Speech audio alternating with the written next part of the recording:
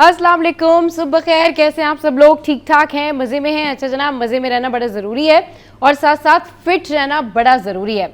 ज़िंदगी में बहुत सारी ऐसी चीज़ें होती हैं जिनसे हम इरिटेट हो रहे होते हैं, लेकिन अपनी इरिटेशन को या अपनी जो भी आपकी फीलिंग्स होती है ना, उस पर आपको सब्र करना चाहिए। और दूसरी बात ये कि मुझे बहुत सारे ऐसे मैसेजेस आ रहे थे कि घरों में होती है बहुत ज़्यादा नेगेटिविटी, यानी कि आपके घर में कुछ ऐसे वाइब्स होती हैं कि जिसमें आपको आपके घर को या आपको नज़र लगी हुई होती है और लोग ये सोच रहे होते हैं कि भाई अब क्या करें। तो बहुत सारे इसके टोटके भी होते हैं। तो आज मैं भी एक रेमेडी आपके साथ में शेयर करती हूँ, और ये रेमेडी इस हवाले से है कि जिन लोगों के घरों में नेगेटिविटी होती है, यानी मनफी जो है वो चीज़ें होती हैं जो ज़ाहिरी तौर पर नज़र नहीं आ रही होती हैं, नेगेटिव वाइब्स होती हैं, और उनको लगता है कि जी हमारा घर जो है वो नजराया हुआ है या नज़र लगी हुई है, घर में झगड़े हो रहे हैं, हस्बैंड वाइफ के झगड़े हो रहे हैं जो भी फैमिलीज़ आपस में रहती हैं उनके झगड़े हो रहे हैं, मालिक मकान किराएदार हैं उनके आपस में झगड़े हो रहे हैं। तो उसके लिए ये रेमेडी जो मैं आपके साथ में शेयर कर रही हूँ, ये रेमेडी है जी 21 दिन के लिए।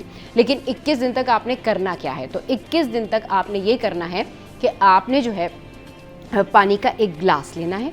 ठीक है जी। अब आपने ये ग्लास लिया, इसमें आपने आधा ग्लास जो है वो पानी भर लिया। अच्छा, अब जब आपने आधा ग्लास पानी भर लिया तो इसमें आपने करना ये है कि एक चुटकी जो है अजवाइन डालेंगे आप, और फिर 1 टेबल स्पून आप सफ़ेद सिरका डालेंगे। ठीक है जी। और 21 दिन तक इस ग्लास को आप फ्रिज के ऊपर रख देंगे, और जब आप फ्रिज के ऊपर रख देंगे, खोल के रख देंगे, तो फिर 21 दिन तक आपने ये ग्लास जो है फ्रिज के ऊपर रखे रहने देना है। और ये कहना है कि मेरे घर की जितनी भी नेगेटिविटी है, मेरे घर की जितनी भी मनफी कोई चीज़ें हैं, कोई बदनज़री है, वो सब जो है ख़त्म हो जाएं। और 21 दिन बाद इस ग्लास को फिर आपने वहाँ से उठाना है और सिंक में, अपने घर के सिंक में आपने इसको जो है वो धो लेना है। और उसके बाद फिर आपने वहीं इस ग्लास को उल्टा करके रख देना है, और फिर 6 महीने बाद आपने ये रेमेडी जो है वो रिपीट करनी है। तो जब आप ये रेमेडी रिपीट करेंगे तो आप देखेंगे कि आपको बहुत फ़र्क जो है वो महसूस होगा। अच्छा जी, अब चलते हैं, आगे बढ़ते हैं और आपके साथ में शेयर करते हैं कि जी फीफा वर्ल्ड कप क्या हो रहा है। तो भाई फीफा वर्ल्ड कप में मैक्सिको की जीत का जश्न था। 40 साल बाद मैक्सिको जो है वो जिस तरह से प्री क्वार्टर फाइनल के लिए उसने क्वालिफाई किया, तो लोग सड़कों पर आ गए, खूब जश्न हुआ। फिर वहाँ पर ये सारी सूरत हाल हुई, क्योंकि जाहिर सी बात है इट्स बीन लॉन्ग टाइम उनकी ये फतह हुई थी। तो उसके बाद फुटबॉल वर्ल्ड कप के राउंड ऑफ 32 में मैक्सिको ने एक्वाडोर को 2-0 से शिकस्त देकर 40 साल बाद प्री क्वार्टर फाइनल के लिए क्वालिफाई कर लिया।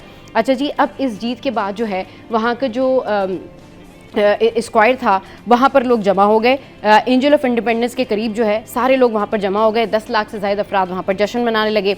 अब ये हुआ कि मैच के बाद जश्न का सिलसिला शहर के मुख्तलिफ इलाकों में देर तक जारी रहा। अब इस जश्न के दौरान जो है वो एमरजेंसी सर्विसेज ने मुख्तलिफ मकामात पर 3 बेहोश अफराद को जो है इब्तदाई तिब्बी इमदाद दी और CPR देने के बाद उनको अस्पताल मुंतकिल किया। अच्छा, वाक़या ये था कि क्योंकि जश्न इतना बड़ा था और वहाँ पर जो 3 अफराद थे वो दम घुटने के बायस या फिर कोई कंजेशन की वजह से वहाँ पर बेहोश हुए, और फिर ये जो तीनों अफराद थे जान की बाजी हार गए। अच्छा, इन लोगों में 19 साल लड़की थी, 48 साल खातून थी और 44 साल मर्द भी शामिल है। अब जो मैक्सिको सिटी की मेयर हैं क्लारा ब्रोगाडा, उन्होंने मुतासरा ख़ानदानों से जो है वो दिली ताज़ियत का इजहार किया है और साथ साथ ये अपील भी की है कि जश्न हमेशा ज़िम्मेदारी, एहतियात और हमदर्दी के साथ जो है वो मनाया जाए। तो ये जी सूरत हाल थी मैक्सिको की। और मैं भी यही कहती हूँ कि जब भी आपको लगता है कि भाई आप जश्न मनाना चाहते हैं या बहुत सारे लोग एक जगह पर जमा हों, तो वहाँ पर सिविक सेंस का मुजाहरा करना चाहिए, एक दूसरे का ख्याल रखना चाहिए। बहरहाल मैक्सिको के लिए ये एक बहुत बड़ी जीत थी। एक्वाडोर को 2-0 से उन्होंने शिकस्त दी। एस्टिका ग्राउंड था जहाँ पर यह जो है फुटबॉल का मैच हो रहा था। लोग बहुत ज़्यादा खुश थे, जश्न का समा था, लेकिन अनफॉर्चुनेटली इस तरह का हादसा पेश आया। अच्छा जी, स्टेट बैंक की एक खबर है जो मैं आपके साथ में शेयर करती हूँ। स्टेट बैंक का बड़ा फैसला, ये क्या है जी? मरकज़ी जो बैंक है, मरकज़ी बैंक ने बग़ैर कानूनी जवाज़ शहरियों के अकाउंट्स ब्लॉक करने से रोक दिया है। अच्छा जी, मुल्क भर के बैंकों को अकाउंट्स बिलावजह या एहतियातन ब्लॉक ना करने की हिदायत की गई है। अकाउंट होल्डर्स को गैर ज़रूरी पाबंदियों से नुकसान ना पहुंचाने का हुक्म दिया है। जबकि इस्लामाबाद हाई कोर्ट के फैसले के बाद स्टेट बैंक का नया हिदायतनामा जो है वो जारी हो गया है। जस्टिस अरबाब मोहम्मद ताहिर की डायरेक्शंस पर स्टेट बैंक ने बैंक्स के लिए नई गाइडलाइंस जो हैं वो जारी कर दी हैं। बगैर कानूनी इख्तियार या मुनासिब तस्दीक शहरियों के अकाउंट्स ब्लॉक नहीं किए जा सकते, स्टेट बैंक का ऐसा कहना है। अच्छा जी, ये हो गई खबरें। अब जल्दी से आपके साथ में जो है वो मैं मौसम का हाल शेयर कर लेती हूँ। मौसम कैसा है? मौसम सुबह के टाइम पे अच्छा है, रात में भी कुछ बेहतर हो जाता है, लेकिन गर्मी जो है ना वो जा नहीं रही है, अभी तो गर्मी है स्टिल। अच्छा जी, मौसम की जो खबर है वो कुछ इस तरीके से है कि जी शहर का मतलब जुज़वी तौर पर जो है मुकम्मल बरालूद है, बादल और सूरज की जो आंख मिचौली है वो जारी है। मतलब हम सोचते हैं कि बारिश हो जाए, लेकिन बारिश नहीं हो पाती है। तो इनके औकात में मतलब ज़्यादातर अबर आलूद रहता है, मौसम मरतूब रहने के साथ साथ कभी कभार तेज़ हवाएं चलने का इम्कान है। अच्छा, शहर में शाम के औकात में कहीं कहीं बूंदाबांदी का भी इम्कान है, लेकिन अभी तक बूंदाबांदी हो नहीं रही है। आज शहर कराची का जो कम से कम दर्जा हरारत है वो है 29.1 डिग्री सेंटीग्रेड और शहर का मौजूदा दर्जा हरारत जो है वो है 30 डिग्री सेंटीग्रेड। हवा में नमी का तनासुब 75% है और इस वक्त जुनूब मगरिब से 18 किलोमीटर फी घंटा की रफ्तार से हवाएं चल रही हैं। तो आज ज़्यादा से ज़्यादा दर्जा हरारत 33 से 35 डिग्री सेंटीग्रेड रहने का इम्कान है। ये हो गई जी मौसम की खबरें। फीफा वर्ल्ड कप में क्या कुछ हो रहा है हमने आपको बता दिया, स्टेट बैंक के हवाले से हमने आपको बताया। अब हम ढेर सारी बातें करेंगे, एक ब्रेक लेंगे, उसके बाद फिर हम अपने जो गेस्ट होंगे उनसे आपको मिलवाएंगे। कहीं नहीं जाना है, आपने हमारे साथ रहना है। Stay with us.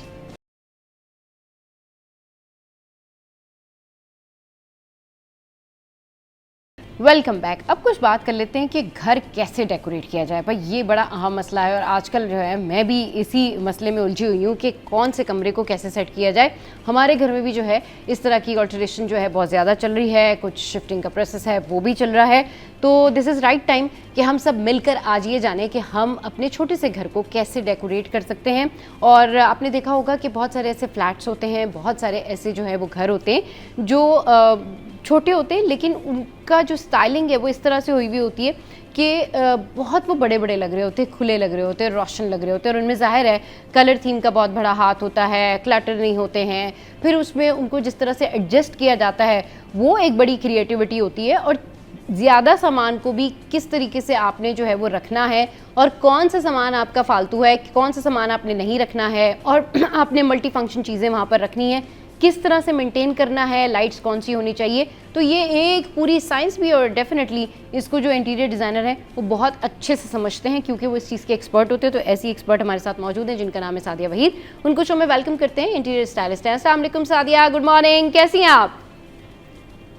Good morning. वालेकुम अस्सलाम। मैं बिल्कुल ठीक, आप कैसी हैं? मैं बिल्कुल ठीक ठाक। सादिया ये बताइए कि अगर घर किसी का छोटा सा है या बड़ा भी है तो उसको किस तरीके से डेकोरेट किया जाए। कभी कभी ऐसा होता है कि बड़े बड़े घर भी बहुत ज़्यादा जो है ना वो कंजस्टेड लग रहे होते हैं और लग रहा होता है कि सारी चीज़ें जो है वो गिर रही हैं, मतलब बस ढमघट्टा लगा हुआ है, एक हुजूम है चीज़ों का चारों तरफ। तो एक अच्छा घर कैसे डिज़ाइन किया जाए, उसमें सबसे ज़्यादा जो फोकस्ड प्रोमिनेंट आपका जो अगर कोई चीज़ होती है, ऑब्जेक्ट होता है, वो क्या होता है, ये बताइए। सबसे पहले जरूरी है लेआउट। ओके। तो आपका स्पेस छोटा है या बड़ा है, पहले आपने कोई भी चीज लेने से पहले, फर्नीचर खरीदने से पहले हाँ। आपने स्पेस का लेआउट देखना है और उसके हिसाब से आपने फर्नीचर लेना है। तब आपका स्पेस बिल्कुल उसके हिसाब से बहुत अच्छा डिजाइन हो जाएगा। ठीक, सही है। अच्छा, उसके हिसाब से अच्छा डिज़ाइन हो जाएगा। अब ये ज़रा सा बताती जाइए ना लोगों को कि अगर किसी का फ्लैट है तो वो कैसे फ्लैट डेकोरेट करे, मतलब वहाँ पर किस तरह के सोफ़े रखे जाएं, बेड सेट कैसा हो, मल्टी फंक्शन चीज़ें हों। किसी का बहुत सारा सामान है, किचन का बहुत सामान होता है कि लोगों को डिवाइडर रखने की ज़रूरत पड़ती है, किचन डिवाइडर होता है, तो वो थोड़ा सा एडजस्टमेंट बताइए कि किस तरीके से उसको एडजस्ट किया जाए, कैसे प्लान किया जाए। अभी जैसे फ्लैट है, मैंने अभी रिसेंटली एक फ्लैट फर्निश किया है। Right. इंशाल्लाह in the next couple of days में Okay. उसको अपने पेज पर अपलोड करूंगी तो आपको उससे भी आइडिया हो जाएगा Sure. कि बेशक आपके पास ज्यादा सामान होगा लेकिन आपने उसको, मैं तो यही गाइड करूंगी, आप उसको डिस्पोज ऑफ कर दें। सही। अगर आप चाहते हैं कि आप ऑब्वियसली आप एक स्मॉल स्पेस में आ गए ना, तो आप उसको केटर नहीं कर सकते। अगर आप चाह रहे हैं कि वो खूबसूरत भी लगे और आप उसमें रह सकें सुकून से, small spaces require less things to live with peace and, मतलब एक तरीके से रहने के लिए। तो उसमें मैंने रखा ही एक एल शेप है और एक कोजी सा, एक बड़ा सा, एक सिंगल सीट रखा है फॉर द टीवी लाउंज और एक स्मार्ट सा मैंने ऐसे डाइनिंग मैंने सेट किया कि it's 2 chairs with a bench.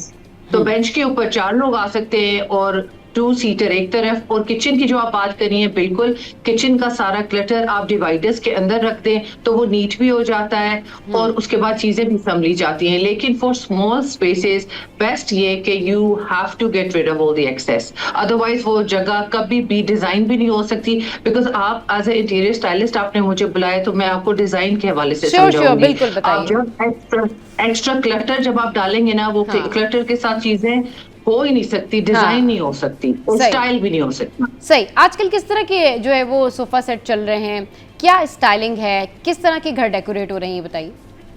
आजकल bubble, cloud sofas, curved sofas. अब क्लाउड सोफास बड़े मजे के होते हैं क्योंकि वो लगते बड़े सॉफ्ट से हैं, और मैंने भी क्लाउड सोफा ही डाला है। कर्व्ड सोफा का ये कि स्मॉल अपार्टमेंट्स में they take up too much space, तो वो बड़े स्पेसेस के लिए ज्यादा बेहतर है, बिकॉज वो जो उनका शेप होता है ना, वो बहुत ज्यादा कंजेस्टेड हो जाता है छोटे स्पेसेस के लिए।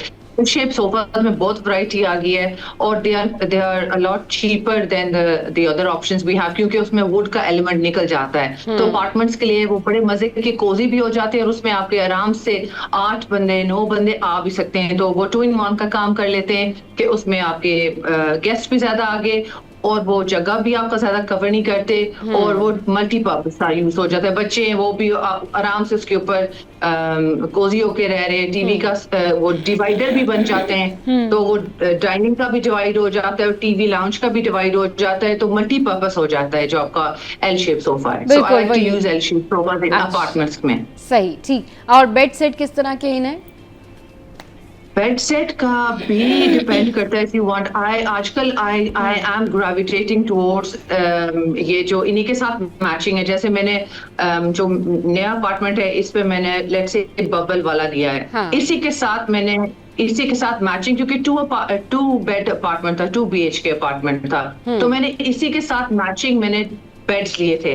क्योंकि जब मैं एक थीम चला रही होती हूँ, मेरी कोशिश होती है कि मैं वही थीम पूरे घर में लेके जाऊं। ऐसा नहीं होता कि मैं सोचे बगैर कोई फर्नीचर ले रही होती हूँ कि एक कमरे में एक चीज ले ली और फिर दूसरे में वुडन ले ली, तीसरे में मैंने फिर बबल ले लिया। आप जब कोई भी स्टाइलिंग देखेंगे ना, सब चीजें आपस में फ्लो में आ रही होती हैं। So you go to one room और फिर दूसरा कनेक्टेड होगा और तीसरा उससे कनेक्टेड होगा, तो फिर ये तीनों चीजें मैचिंग थी। सिर्फ कलर्स में थोड़ा सा फर्क था। जो मैंने 3 कलर्स किए थे, the wall was already light grey, तो उसके साथ मैंने जो कलर्स मैच किए थे वो तीनों कलर्स तीनों कमरों में चल रही थी। सही। अच्छा, ये बताइए कि जब भी कोई घर डिजाइन किया जाता है या घर डेकोरेट किया जाता है, क्या चैलेंजेस होते हैं आप लोगों को? और दूसरा, कलर जो है, कलर थीम कितना काउंट करती है आपके घर को मेंटेन करने में, घर को बड़ा दिखाने में या रोशन दिखाने में? होता है ना कि ब्राइट लुक होनी चाहिए घर की, तो वो कितना इम्पोर्टेंट पार्ट है? बहुत ज्यादा इम्पोर्टेंट पार्ट है। आपके घर को रोशन दिखाने में। अभी इवन जब हम कपड़े पहनते हैं तो आप देख लें, जब आप लाइट कपड़े पहनते हैं तो लोग आपको कहेंगे कि आप कितनी आज ग्लो करी। आप जब व्हाइट कपड़े पहनेंगी तो इवन आप उसी पे देख लें कि वो रिफ्लेक्ट करता है ना, तो सेम थिंग है कि, लेकिन ये भी आप ये ज़हन में रख लेना कि जब पूरा लाइट घर करेंगे तो वो भी बहुत ज्यादा बोरिंग लगता है। तो कलर भी बहुत ज्यादा जरूरी है उसमें कैरेक्टर लाने के लिए। तो आप बेसिक पूरा जो वॉल और जो मेरा रूल होता है ना, जो फ्लोरिंग है और जो दीवार है, जो 70% घर का होता है, उसको हम लाइट रखते हैं, और उसके बाद पेंटिंग्स, रग्स और फर्नीचर पे मैं कलर ले आती हूँ। तो उसमें ये कि कलर भी आ जाएगा, कैरेक्टर भी आ जाएगा, और उसमें ये कि फिर वो रोशनी भी आएगी। बिल्कुल। That's how you balance. अच्छा, आजकल वॉल्स के ऊपर बहुत सारी चीज़ें हैं, जैसे PVC है और पेपर भी है, तो वो व्हाट डू यू प्रेफर? मैं प्रेफर करती हूँ पेंटिंग्स, बिकॉज मुझे लगता है वो कैरेक्टर ले आती हैं हर दीवार पे, और वो एक कहानी बताती हैं। और मैं इतनी बोर हो गई हूँ ना PVC पैनलिंग, क्योंकि उसमें वॉलपेपर डालना लाजमी है, क्योंकि जब आप खाली पैनलिंग लगाते हैं ना तो वो दीवार को बहुत boring. It's a cheaper option to add some movement to the wall, क्योंकि दीवार जब खाली होती है ना तो उसके ऊपर आपने कुछ करना है, ताकि it's a cheaper option to do that. उसके ऊपर फिर आपने वॉलपेपर लगा लिया, लेकिन आप उस पैनलिंग के ऊपर आप तस्वीर नहीं लगाई, मैं आपको ये कहूंगी, क्योंकि वो फिर पीछे ऑलरेडी एक स्ट्रक्चर है, स्ट्रक्चर की आप तस्वीर लगाते हैं, वो मजे का नहीं लगता। तो मैं हमेशा, मेरी कोशिश होती है कि आप उसको ब्लैंक छोड़ के एक खूबसूरत से लेकिन एक लार्ज आर्ट पीस लगाएं। हाँ। इवन जब आप मेरा देखेंगे ना अपार्टमेंट, मैंने उसमें इतने बड़े बड़े आर्ट पीसेस लगाए, लेकिन उससे वो इतना बड़ा लग रहा है अपार्टमेंट, हाँ। आपको लगेगा ही नहीं कि ये छोटा सा अपार्टमेंट इतना बड़ा कैसे लग रहा है। सही। अच्छा, बहुत सारे लोग ये करते हैं कि वो ड्राइंग रूम में कुछ ऐसी पेंटिंग्स लगा लेते हैं जो ड्राइंग रूम की होती नहीं है। बेसिकली अगर किसी को अपना sitting room, drawing room, guest room set करना है, वहाँ पर पर्टिकुलरली क्या चीज़ें होनी चाहिए जो गेस्ट के लिए भी कंफर्टेबल है? मेरा यही ख्याल है कि आपने जो मूड सेट किया है ना उस जगह का, हाँ। उसके हिसाब से आप पेंटिंग्स लें। तो अगर सही। आपके ड्राइंग रूम का मूड है रॉयल, हाँ। आप उसके लिहाज से कस्टमाइज अगर आप करा सकते हैं, इतने हमारे टैलेंटेड आर्टिस्ट हैं पाकिस्तान में, और हाँ। वो एक्सपेंसिव भी नहीं है, हाँ। बहुत टैलेंट है। आप पिंटरेस्ट से कोई इंस्पिरेशन निकालें, आप अपना फर्नीचर देख लें और आप खुद सोच लें कि आपने क्या मूड रखना है। पेंटिंग्स बेसिकली मूड जनरेटर्स होते हैं। आप उसके लिहाज से एक तस्वीर निकालें और आप बोलें कि जी आप ये पेंटिंग बना लें, हाँ। और वो इतना अच्छा आपको रिजनेबल करके पेंटिंग बना भी देते हैं, और आप उसको फ्रेम करके लगा लें, और आप देखेंगे कि उस पेंटिंग की वजह से वो मूड बनाता है। बेसिकली पेंटिंग और मूड एनहांसर्स, हाँ, बिल्कुल, ये आपका मूड एनहांस करते हैं। सही, बिल्कुल। सॉफन करते स्पेस को, सॉफन हाँ, करते हैं। सही। वो अच्छा, ना वॉलपेपर कर सकता है, ना पैनल्स कर सकते हैं, कैरेक्टर लाते हैं वो स्पेस वो में। वो कैरेक्टर आ जाता है, एक तो पेंटिंग्स आ जाती हैं वहाँ पर। अच्छा, अब चलिए पेंटिंग्स हो गई, इसके अलावा और क्या चीज़ें होनी चाहिए ड्राइंग रूम में जो कि अच्छी लगें, गेस्ट के लिए भी कंफर्टेबल हों? वहाँ पर कितनी स्पेस हो कि जब कोई चीज़ ट्रॉली सर्व की जाए तो स्पेस निकल आए? क्योंकि यूजुअली मैंने तो ये देखा है कि बहुत सारे घरों में जो छोटे फ्लैट्स होते हैं, बड़े घरों की बात नहीं हो रही, वहाँ पर ये होता है कि ट्रॉली में अगर कोई चीज़ सर्व करके ला रहे हैं तो बहुत कम स्पेस होती है और कंजस्टेड हो जाता है। बीच में सेंटर टेबल बहुत बड़ी रखी होती है, बस मतलब ऐसा लगता है कि जी फर्नीचर ही फर्नीचर है, लेकिन लोगों के बैठने की उतनी प्रॉपर स्पेस नहीं होती, और वो अगर कोई चीज़ ला के भी रख रहे होते तो वो उस तरीके से अच्छे कंफर्ट जोन में वो खा पी नहीं सकते हैं। तो उसका क्या ख्याल रखें, किस तरह से मैनेज करना चाहिए?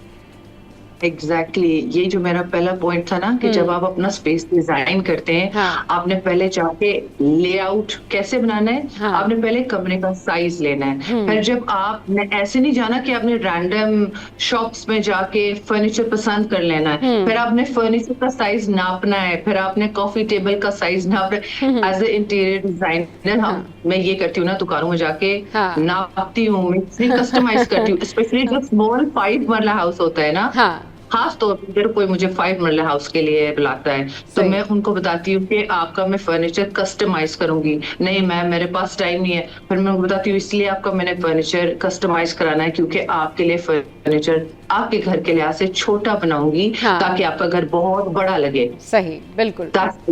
वो इतने जब आप बड़े सोफे रखेंगे ना, तो आप वाली बात है कि जब ना बंदा गुजर सकता है, हाँ। ना बंदा चाय सर्व कर सकता है, क्योंकि जो स्टैंडर्ड साइज होते हैं ना सोफा जी। के और कॉफी टेबल्स के, वो यूजुअल स्टैंडर्ड साइज घरों के लिए होते हैं। तो ऐसा हालांकि मार्केट में एवरी हाउस के लिए होना चाहिए कि जी ये आपके 5 मरले के घर के लिए हमने ये साइज श्रिंक कर दिया है, हाँ। हमने क्वीन साइज बेड्स बना लिए।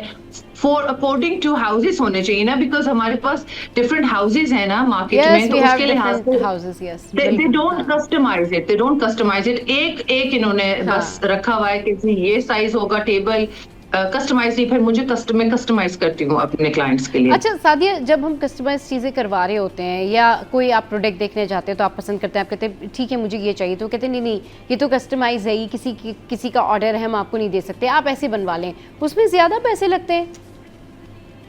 यस, उसमें ज्यादा बनते हैं, क्योंकि एक है ना, उन्होंने एक चीज अपनी तरफ से बना के रख दी है।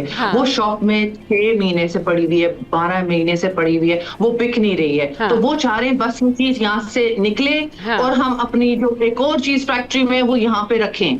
राइट। तो they want to sell it off. और जब वो कस्टमाइज चीज होती है, यस वो आपके लिए स्पेसिफिक बना रहे हैं, तो that's going to cost more, because they want you have to tailor to your needs. Yes, that cost मोर।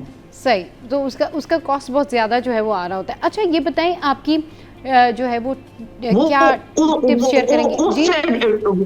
क्या कह रही सादिया? ऐसे ना, जब आप शॉप पे जाते हैं तो अपने टेलरिंग करानी होती है ना, अपने कपड़े अपने हिसाब से, जैसे आप जब शॉप में जाते जी हैं, जी जैसे आप शॉप में जाते हैं ना, जी। तो आपने अपने कपड़े अपने हिसाब से टेलर कराने हाँ होते हैं ना, तो आप एक खादी की शॉप पे चले गए।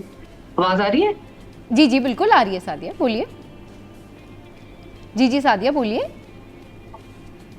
अच्छा, मैंने कहा जैसे हम शॉप को जैसे आते हैं ना, तो हमारे पास स्मॉल मीडियम और लार्ज होते हैं ना। जी फर्नीचर इंडस्ट्री में हमारे पास स्मॉल मीडियम लार्ज भी नहीं होता ना, वो नहीं एक बस होता, लार्ज ही साइज चल रहा होता है। यही तो तो ये प्रॉब्लम ये है। कस्टमाइजेशन का मतलब है, हमने स्मॉल मीडियम लार्ज जब करना होता है, तो वो फिर हमें एक्स्ट्रा चार्ज करते हैं कि जी वहां पे तो आपके पास सिर्फ लार्ज है, तो अभी स्मॉल मीडियम लार्ज हम अपने हिसाब से चार्ज हाँ करेंगे। सही बिल्कुल। हालांकि उसमें उनको जो है वो ये लगता है कि अगर किसी ने कस्टमाइज कोई ऑर्डर दिया है, अपनी पसंद से कोई चीज़ बनवाई है, तो उसके पैसे बढ़ जाते हैं। जबकि सादिया बिल्कुल ठीक बात कह रही है कि अगर घरों के साइजेस, जाहिर सी बात है, कोई घर 120 यार्ड का है, कोई 240 यार्ड का है, तो वो डिफरेंट घर होते हैं जिसमें कस्टमाइज फर्नीचर लोगों को अलग से बनवाना पड़ता है, अगर वो स्पेशलिस्ट से यानी इंटीरियर डिज़ाइनर से डिज़ाइन करवा रहे हैं तो। वरना फिर आपके घर में स्पेस जो है वो कम पड़ जाती है। बहुत शुक्रिया सादिया आपके कीमती वक्त के लिए, और बहुत अच्छी बातें की। और बात यही है कि अपना घर डिज़ाइन करना, उससे पहले ज़रूर किसी से मशवरा लें, ज़रूर किसी इंटीरियर डिज़ाइनर जो हैं उनको आप कांटेक्ट करें। और जिस तरह से सादिया हैं, इस तरह के लोगों से अगर आप मशवरा करेंगे तो आपको बहुत मुफीद मशवरे मिल भी जाते हैं। ब्रेक लेते हैं, ब्रेक के बाद वापस आएंगे, फिर एक और पर्सनैलिटी से आपको मिलवाएंगे।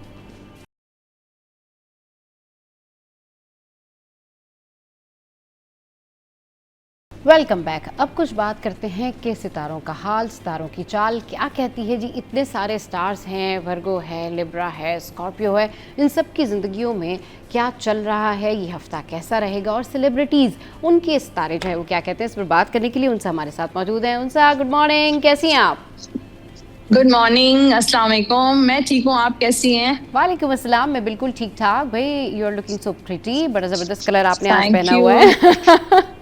अच्छा, उनसे ये बताइए क्या चल रहा है स्टार्स की ज़िंदगी में, क्या हो रहे हैं, स्टार्स के काम क्या चल रहे हैं। पहले सेलिब्रिटीज़ की बात कर लेते हैं, फिर वन बाय वन करके जो है वो हम फिर सितारों के हाल के बारे में बात करेंगे कि वर्गो, लिब्रा, जमुनाई, इनकी ज़िंदगियों में क्या चल रहा है। तो सबसे पहले पूछते हैं आपसे हानिया आमिर के बारे में क्या जा रहा है भाई, इनका सितारा कैसा जा रहा है? आनिया आमिर के लिए जो कार्ड आया सन का कार्ड है। तो अच्छा। मैं समझती हूँ कि ये कार्ड तो बहुत पावरफुल कार्ड होता है, बहुत स्ट्रॉन्ग कार्ड होता है। और किस्मत उनकी मतलब बेहरमान नजर आ रही है, और ऊंच पे नजर आ रही है आगे फ्यूचर में। हाँ। और जो भी प्रोजेक्ट्स वो करेंगी वो बहुत ज्यादा फेमस होंगे। और शायद उनका एक ऑरा है, एक उनकी पर्सनालिटी तो है, लेकिन उसके अल्लाह की तरफ से भी उनको खास ब्लेसिंग्स है, खास करम है उन पे। हाँ। कि हमेशा जब भी वो स्क्रीन पर आएंगी वो जगमगाती रहेंगी, लोग उनको बहुत ज्यादा पसंद करेंगे। हाँ। एक बड़ी हैप्पीनेस वाली फीलिंग है उनके आने से। लोग बहुत एंजॉय करते हैं उनके करेक्टर्स और उनका जो अपीयरेंस होती है। तो देखिए किस्मत भी उनका साथ दे रही है, किस्मत भी उनके साथ है, उनकी लक बहुत जबरदस्त है। और आगे जाके उनका करियर, उनका प्रोफेशन भी बहुत अच्छा रहेगा। ठीक है जी, नेक्स्ट है हमारे पास सजल अली। सज्जल अली के लिए देखते हैं कार्ड्स। देखिए फूल की एनर्जी, ये भी कार्ड बहुत अच्छा होता है, मेजर कार्ड होता है। तो मुझे लगता है कि सज्जल अली ने थोड़ा सा ब्रेक लिया है, और उसके बाद जो है अपने प्रोफेशन की दोबारा से बिगनिंग की है, इब्तिदा की है। तो अब लगता है कि वो काफी प्रोजेक्ट्स में आपको नजर आएंगी, इन होंगी और स्क्रीन पर छाई रहेंगी। उसमें ये है कि हो सकता है कि कोई बिग स्क्रीन पर भी वो आ सकती हैं, मूवी वगैरह भी कर सकती हैं, कोई इंटरनेशनल प्रोजेक्ट्स भी वो कर सकती हैं। तो उनके लिए भी बहुत अच्छा कार्ड है कि उन्होंने एक नया स्टार्ट लिया है, न्यू बिगनिंग उनकी दोबारा से हुई है। अब दोबारा से वो एक्टिव होंगी, और आगे जाके इंशाल्लाह देखिएगा कि किस्मत उनका भी साथ देगी। सही। चलिए जी, अभी हमारी प्रोमिनेंट फीमेल एक्ट्रेस तो हो गई हैं, वैसे तो बहुत सारी हैं, लेकिन क्योंकि टाइम हमारे पास शॉर्ट होता है तो हम इस तरीके से कैलकुलेशन में चलेंगे। अब हम आ जाते हैं मेल एक्ट्रेस के ऊपर। जो हमारे मेल एक्टर हैं उसमें फिरोज खान के कार्ड्स निकालिए। फिरोज खान के कार्ड्स क्या कह रहे हैं?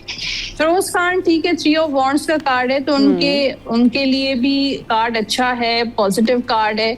आगे वो भी ऑन एंड ऑफ स्क्रीन पर आते रहेंगे, और कामयाबी के साथ कामयाबियां भी नजर आ रही हैं, सक्सेस नजर आ रही है, और कुछ बड़े प्रोजेक्ट्स भी करेंगे।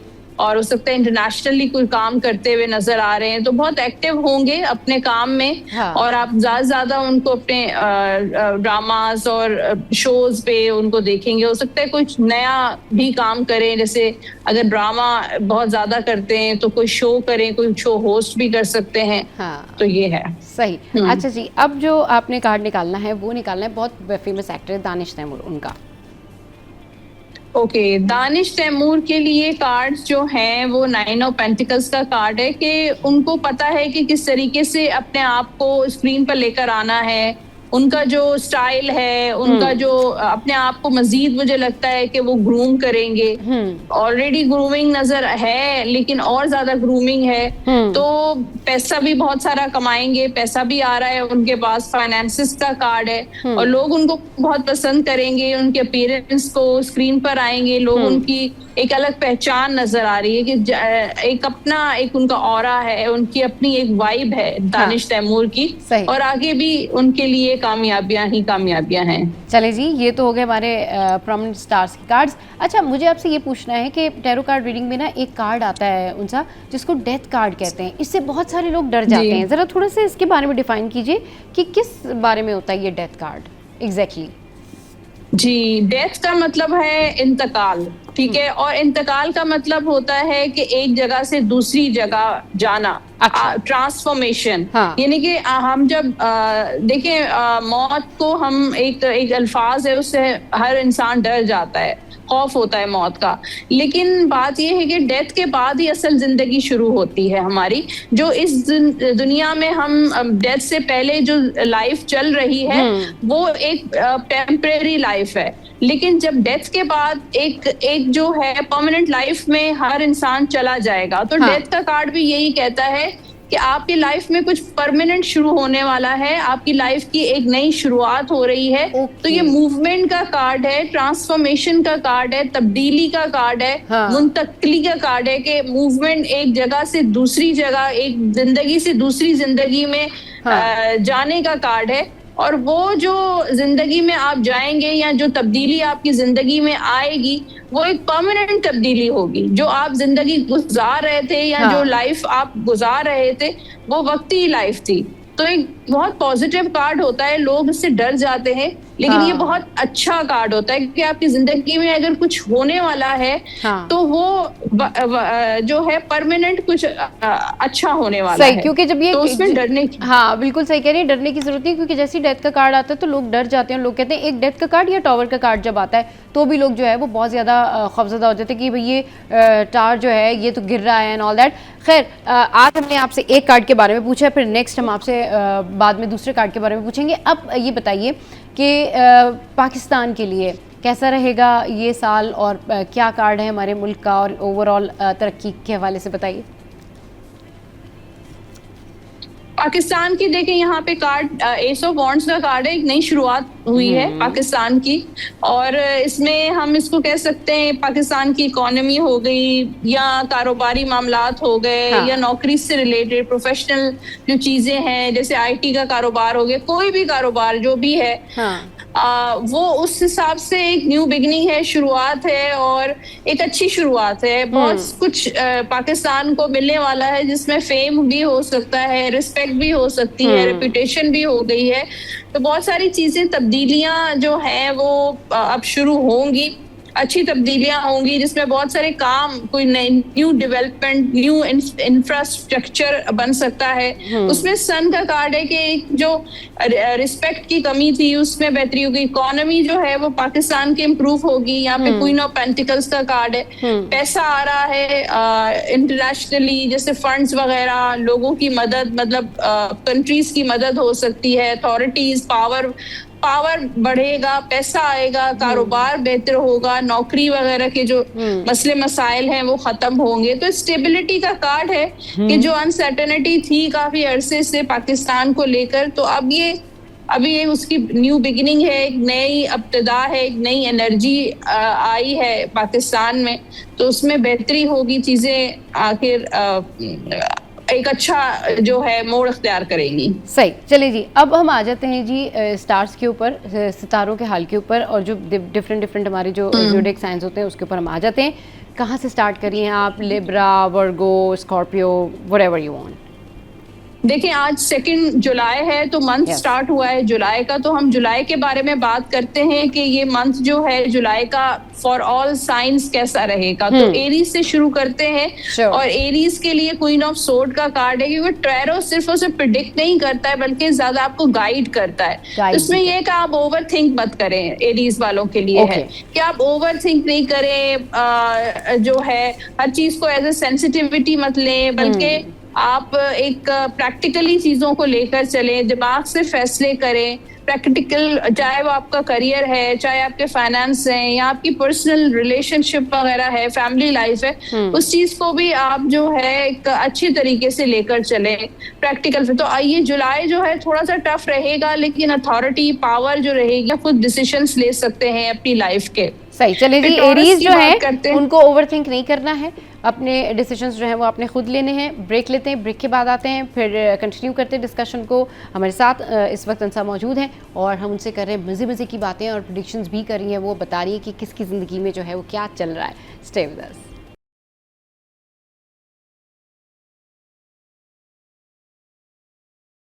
Welcome back. तो हम सितारों के हाल के बारे में पता कर रहे हैं, ज़ोडिएक साइंस में क्या कुछ है। अभी एरीज के बारे में बात की है, उनसा शाह हमारे साथ मौजूद है। उनसा एरीज तो आपने बता दिया, अब ये बताइए नेक्स्ट जो सितारे हैं उनके बारे में क्या कुछ है इस हफ्ते। टॉरस की बात करते हैं, जिनका साइन टॉरस है उनके लिए कार्ड है चैरियट का। तो ये मंथ जो है उनके लिए काफी हैक्टिक रहेगा और बहुत सारे काम बिजी रहेंगे इस मंथ में। ट्रैवलिंग नजर आ रही है कि ट्रैवल भी होगा, कुछ ऐसे चैलेंजेस का सामना करना पड़ेगा, या आपने अगर कुछ गोल अचीव करने हैं तो उसके लिए स्ट्रगल करनी पड़ेगी। आपको शॉर्टकट्स के वाले जो तरीके हैं वो आपको नाकामी की तरफ लेकर जाएंगे, आपको लॉस हो सकता है, चाहे वो फाइनेंशियल शॉर्टकट्स हैं या अपने करियर में आप शॉर्टकट्स ले रहे हैं। तो आई थिंक लॉन्ग टर्म आप प्लानिंग करें अपनी लाइफ की, अपने करियर की, अपनी पर्सनल लाइफ की। और ये मंथ जो है आपके लिए टफ जरूर रहेगा, लेकिन जो आप चाह रहे हैं, जिस चीज के लिए आप कोशिश कर रहे हैं, स्ट्रगल करेंगे, वो आपको अचीवमेंट जरूर मिलेगी। तो कामयाबी जरूर है, लेकिन विद स्ट्रगल एंड एफर्ट्स। सही, चलिए जी नेक्स्ट। जेमिनाई के लिए बात करते हैं। व्हील ऑफ फॉर्चून का गुड लक का कार्ड है, किस्मत उनका साथ देगी जेमिनाई वालों का इस मंथ में। कोई ऐसा काम जो रुका हुआ था, नहीं हो पा रहा था, इंशाल्लाह इस मंथ में हो जाएगा। और हाँ, आसपास आपके नेगेटिविटी है, लोग हसद करते हैं, जेलसी है, लेकिन आपका कोई बिगाड़ नहीं सकेगा, बल्कि आप अपनी मामलात को किस्मत पे छोड़ दें, अल्लाह ताला की जात पे छोड़ दें, इंशाल्लाह आपको कामयाबी होगी। सही। फिर कैंसर की बात करते हैं। कैंसेरियंस के लिए हेरोफेंट का कार्ड है, और हेरोफेंट जो है ब्लेसिंग्स का कार्ड होता है, स्पिरिचुअलिटी का कार्ड है। बहुत सारे कैंसेरियंस इस मंथ में अपना स्पिरिचुअल प्रैक्टिसेस, नमाज की तरफ उनकी ज्यादा तवज्जो रहेगी। फिर इस मंथ में जो है वो कोई कॉन्ट्रैक्ट उनका हो सकता है, या शादी के बहुत अच्छे कैंसेरियंस के चांसेस नजर आ रहे हैं। कोई कमिटमेंट हो सकती है, कोई प्रोजेक्ट उनको मिल सकता है, नौकरी मिल सकती है, कारोबार में बरकत नजर आ रही है, पैसों में भी बरकत होगी। सही। फिर लियो की बात करते हैं। लियो वालों के लिए कोई गुड न्यूज मिल सकती है, पेज ऑफ कप्स का कार्ड है। बच्चों से रिलेटेड, औलाद की खुशखबरी मिल सकती है, शादी से रिलेटेड कोई गुड न्यूज आ सकती है, फैमिली से रिलेटेड कोई खुशखबरी मिल सकती है, या बच्चों की खुशी आप देख सकते हैं, जैसे बच्चों की शादियां हो गई, या आप अपनी शादी को लेकर कहीं बात आपकी पक्की हो सकती है। अगर आपका किसी दोस्त के साथ, पुराने दोस्त के साथ आपका कांटेक्ट खत्म हो गया है, तो दोबारा से आप लोगों की बातचीत शुरू हो सकती है। चले जी, लियोस की जिंदगी में जो है वो बाकी गुड न्यूज है। नेक्स्ट। हाँ, अब वर्गो की बात करते हैं। बड़ी रोमांटिक एनर्जी नजर आ रही है वर्गोस वालों की। तो ये हफ्ता आप काफी फन करेंगे, एंजॉय करेंगे दोस्तों के साथ, और किसी के साथ इन लव हो सकते हैं, किसी के साथ मोहब्बत हो सकती है। शादी के लिए बहुत अच्छे टाइम है, नई दोस्त बन सकते हैं आपके, और ट्रैवल पे जा सकते हैं दोस्तों के साथ, कोई इवेंट में जा सकते हैं, घर में कोई पार्टी में हो सकती है आपकी। तो एंजॉय कर रहे हैं, और लेकिन अपने काम को भी लेकर वर्गो बहुत डिवोटेड है और काम को भी एंजॉय करता है। वो जहाँ वर्गो जाता है वो एंजॉय करता है, यानी कि अगर घर में भी है तो घर में भी इंजॉय करेंगे, और वर्क प्लेस पर भी हैं तो वर्क प्लेस पर भी इंजॉय करेंगे। तो ओवरऑल एक किंग की पावर की एनर्जी है कि वो अपनी मर्जी से काम करता है वर्गो। आप उसको आजाद छोड़ दें, उसको स्पेस दें, तो वर्गो अपनी मर्जी से काम करेगा और अच्छा काम करेगा।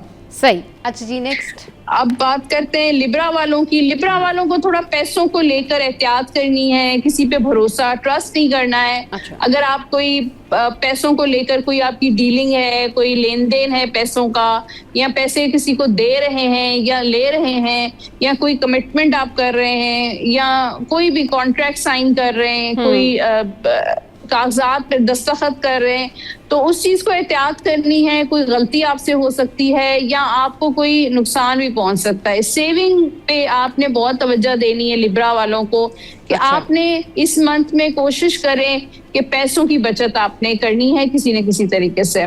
सही। अच्छा जी, फिर नेक्स्ट स्कॉर्पियो की बात करते हैं। स्कॉर्पियो वालों के लिए 4 ऑफ वॉन्ड्स का कार्ड है, जो कार्ड ट्रैवलिंग को शो करता है। ट्रैवल आप कर सकते हैं। फिर सेलिब्रेशन टाइम है, खुशियां आ रही हैं, हैप्पीनेस का कार्ड है। सेलिब्रेट कर रहे हैं दोस्तों के साथ, फैमिली के साथ। शादी के बहुत अच्छे स्कॉर्पियो के चांसेस हैं। अगर आप बिजनेस कर रहे हैं तो अपने ताल्लुकात, अपने कॉन्टैक्ट्स बनाएं। नौकरी भी कर रहे हैं तो भी अपने कॉन्टैक्ट्स बनाने की आपको जरूरत है। यानी कि सोशलाइजिंग आपके लिए बहुत इंपॉर्टेंट है। लोगों के साथ आपका उठना बैठना बहुत इंपॉर्टेंट है। ताल्लुकात जरूर बनाएं। सही। फिर बात करते हैं सेजिटेरियस की। ओके। सो सेजिटेरियस के लिए जो कार्ड है वो है 3 ऑफ सोर्ड। तो सेजिटेरियस वालों को कहीं पे डिसअपॉइंटमेंट मिल सकती है, धोखा, कोई चीटिंग कोई कर सकता है, और किसी पे आपने भरोसा किया है तो आपको जो है कोई आपका ट्रस्ट ब्रेक कर सकता है, भरोसा तोड़ सकता है।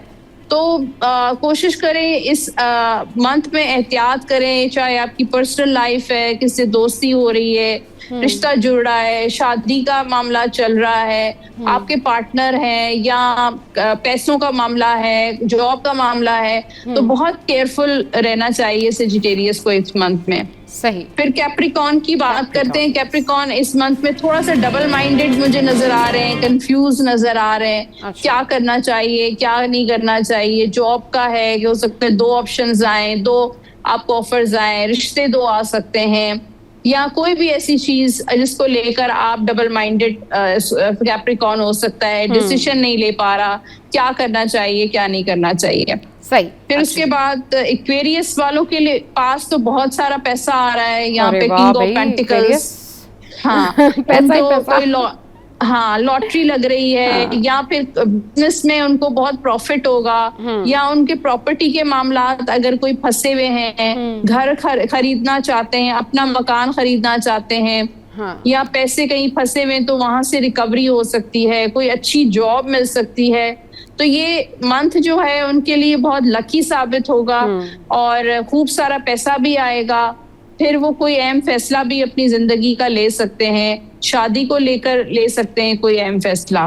सही। अच्छा जी, लास्ट लास्ट में जो कार्ड है वो है पाइसेस का, और ये भी किंग का कार्ड है, पावर अथॉरिटी का कार्ड है। बस पाइसेस वालों को अपने गुस्से को कंट्रोल करना है। हाँ। अगर एकदम से आपका एंगर इश्यूज है या बहुत अग्रेसिव रहते हैं, तो उस चीज को आप कंट्रोल करें, अपने एंगर को मैनेज करें, और जल्दबाजी आपने किसी काम में नहीं करनी है।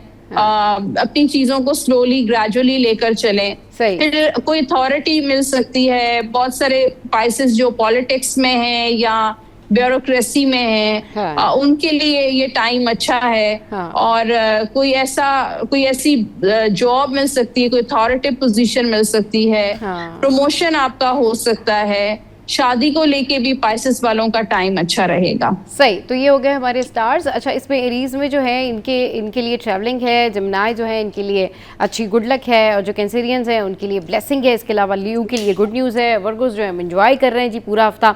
लिब्रा जो है उनको सेविंग करनी है। इसके अलावा स्कॉर्पियो जो है वो ट्रैवलिंग कर सकते हैं, सोशलाइजिंग कर सकते हैं, कॉन्टैक्ट्स बनाए। सेजिटेरियस जो है वो उनका 3 ऑफ सॉर्ड का कार्ड निकला है। कैप्रिकॉन जो है डबल माइंडेड है इस वीक में, और एक्वेरियस जो है पैसा ही पैसा आ रहा है उनके पास, एंड पाइसेस किंग का कार्ड निकला है उनका। तो जो स्टार ऑफ द वीक है वो क्या है, कौन सा स्टार आप देख रही हैं कि जी रॉक कर रहा है इस हफ्ते? दो स्टार्स की मैं बात करूंगी, एक पाइसेस और एक जो है वो एक्वेरियस, क्योंकि अच्छा। दोनों के लिए किंग का कार्ड है, और वर्गो के लिए भी किंग का कार्ड था। अच्छा। जो किंग का कार्ड अच्छा होता है, बड़ा कार्ड होता है, तो वर्गो वालों के लिए अब वो कप्स का कार्ड है, वो पेंटिकल का कार्ड है, वो वॉन्ड्स का कार्ड है। अच्छा। लेकिन तीनों की किस्मत जो है इंशाल्लाह इस मंथ में अच्छी रहेगी। सही, यानी कि वर्गो, पाइसेस एंड एक और कौन सा बताया आपने? एक्वेरियस। एक्वेरियस। तो जी वर्गो, पाइसेस और एक्वेरियस जो हैं वो उनका कार्ड जो है बेहतर पोजीशन के लिए निकला है। तो ये सारी चीज़ें, ये सारी प्रेडिक्शंस वो होती हैं जो कि हम आपको बताते हैं, और चीज़ें होती हैं जो कि डेफिनेटली जिनसे आप हेल्प ले सकते हैं। बहुत शुक्रिया उनसा आपके कीमती वक्त के लिए, और ज़बरदस्त तरीके से उनसा जो है वो बताती हैं, बहुत अच्छी टैरो कार्ड रीडर हैं। ब्रेक लेते हैं, हेडलाइंस ब्रेक के बाद वापस आएंगे, फिर करेंगे ढेर सारी बातें। Stay with us.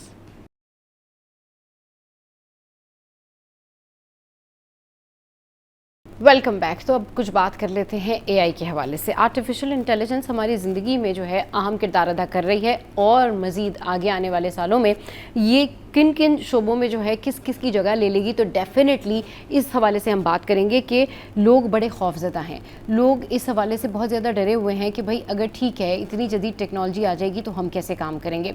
आज इस पर बात करने के लिए कि आर्टिफिशियल इंटेलिजेंस फ्यूचर में क्या कुछ करेगी, अभी अगर देखा जाए तो ये बहुत सारे ऐसी चीज़ें हैं जिसके अंदर इन्वॉल्व हो चुके हैं। यानी कि अगर आप देखें तो आपके फ़ोन के अंदर एआई मौजूद होता है जो कि आपको ये बता सकता है कि जी कहाँ क्या हो रहा है, आपको कैसा पिक्चर चाहिए, किस तरह का आपको जो है वो वीडियो चाहिए। अगर आप चाहें तो उसको जब इन्फॉर्मेशन देते हैं तो वो वैसी चीज़ें आपको बना के देता है। इसके अलावा एआई जो है वो आप स्टूडेंट्स की ज़िंदगियों में बहुत अहम किरदार अदा कर रही है। बाकायदा इसके अब सब्जेक्ट्स पढ़ाए जा रहे हैं।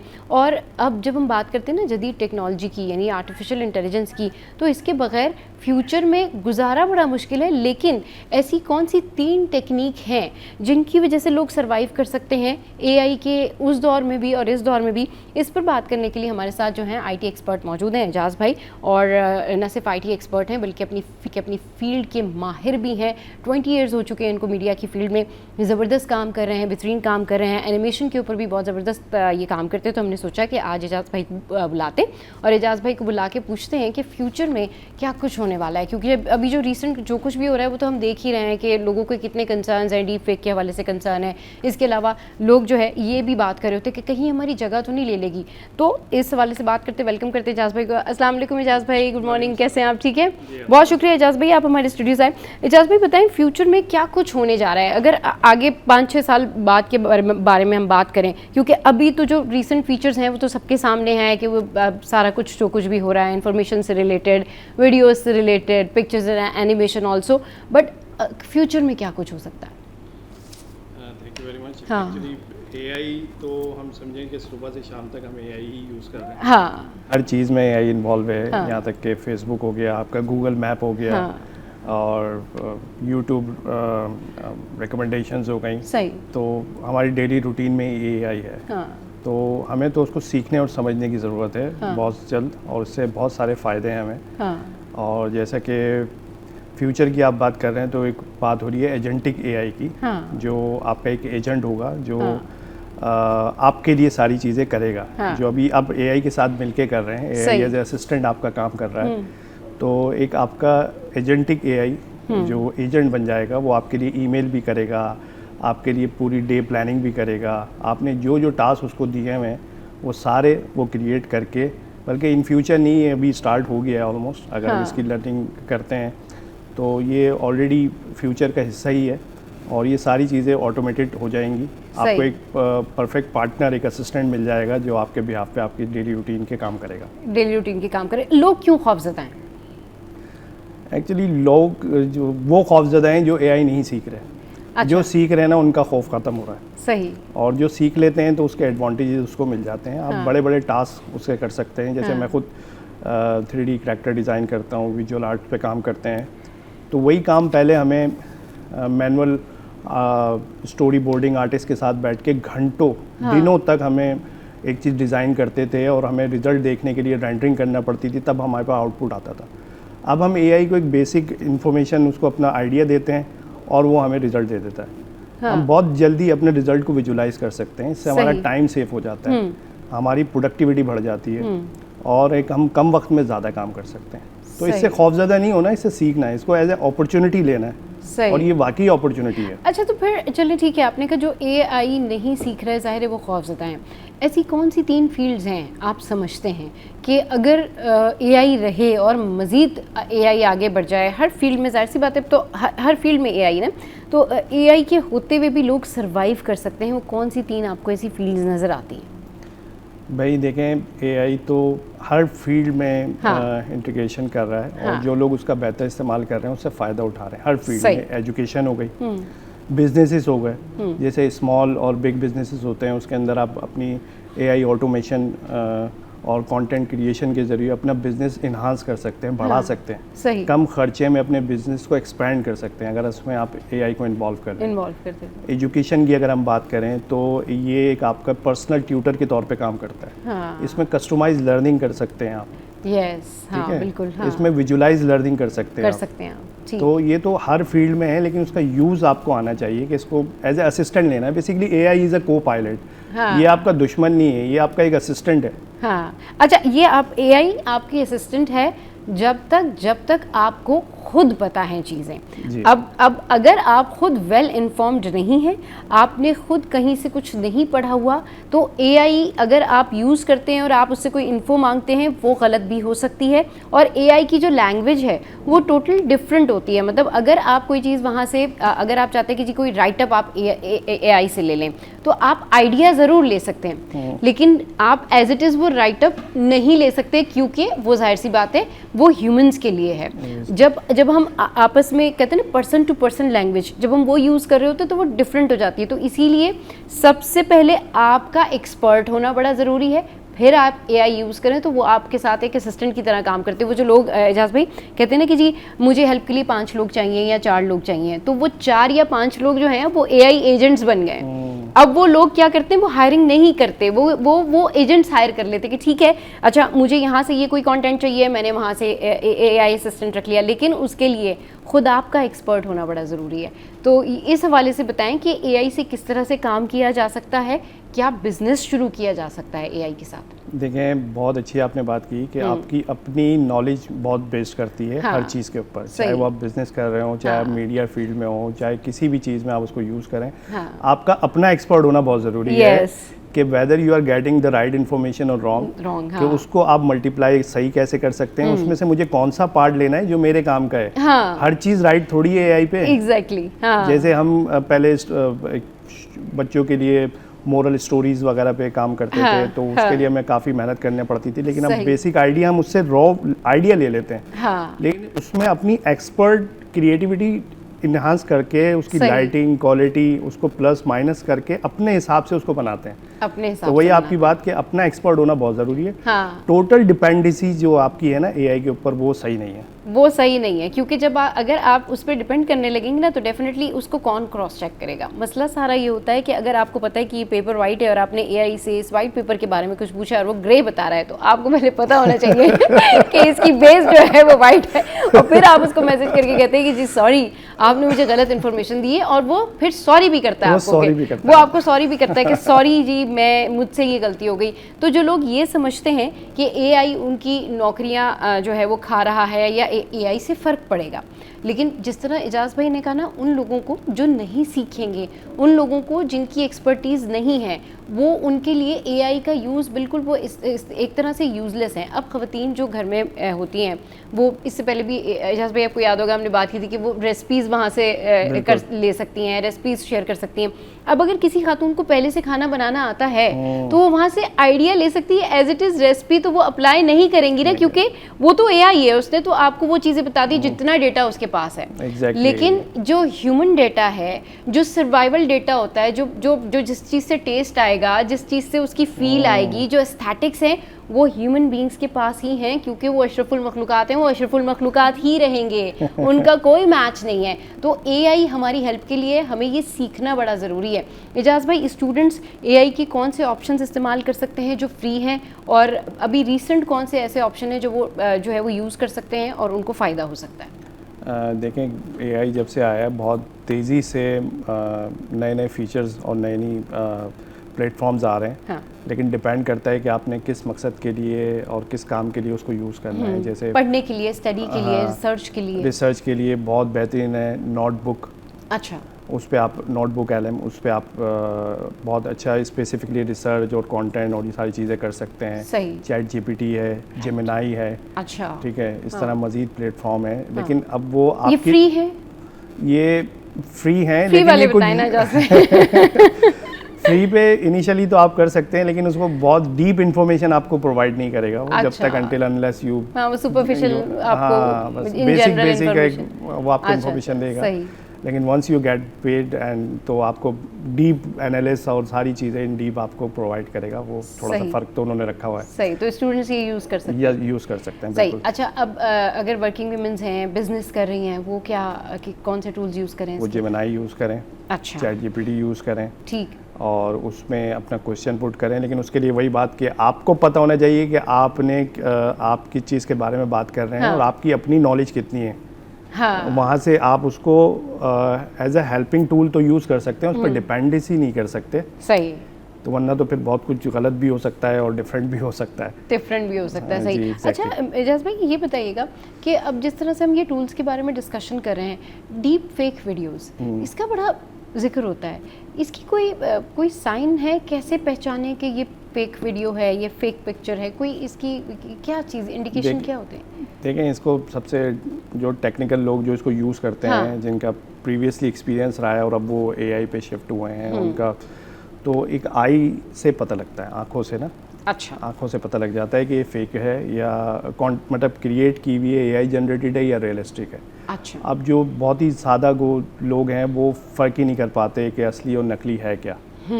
तो इसमें ये जो फ्रॉड फैक्टर है ना, ये भी बहुत बढ़ता जा रहा है इसमें जो है ना, और डेटा प्राइवेसी के भी इश्यूज होते हैं इसके अंदर। आपकी कोई इमेज आपने किसी अपने सोशल प्लेटफॉर्म पे लगाई हुई है और वहाँ से उन्होंने आपने एक्सेस दिया हुआ, उनको लॉक नहीं की हुई, वो उठा के कुछ भी उसका क्रिएट कर सकते हैं, आपको कहीं भी खड़ा कर सकते हैं, कुछ प्लस माइनस कर सकते हैं।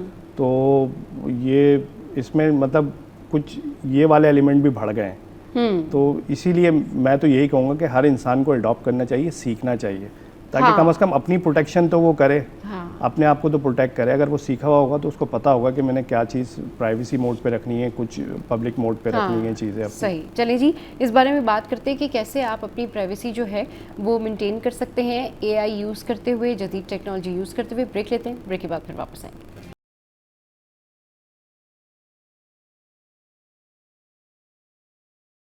Welcome back. हम AI से रिलेटेड जो है वो बात कर रहे हैं, फ्यूचर में क्या कुछ हो सकता है, और AI जो टूल्स हैं वो अभी जो टूल्स हैं वो कौन कौन से ऐसे टूल्स हैं जो हमारे लिए स्टूडेंट्स के लिए, ख़वातीन के लिए, वर्किंग वुमेंस के लिए, मर्दों के लिए बहुत ज़्यादा ज़रूरी हैं कि वो अगर इनका यूज़ करते हैं तो इनकी ज़िंदगी जो है वो आसान हो जाएगी, लेकिन प्राइवेसी के साथ।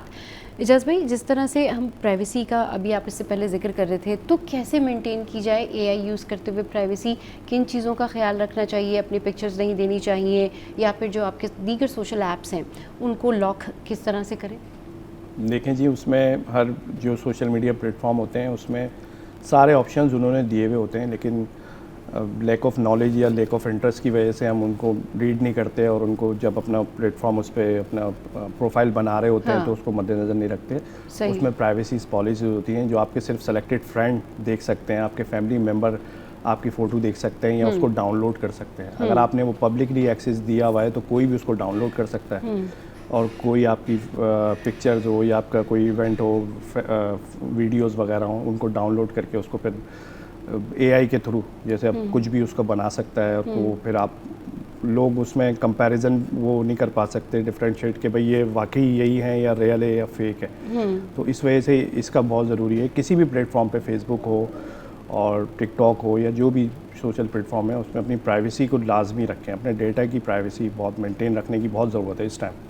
डेटा प्राइवेसी बहुत जी, बिल्कुल मेंटेन रखें, सही।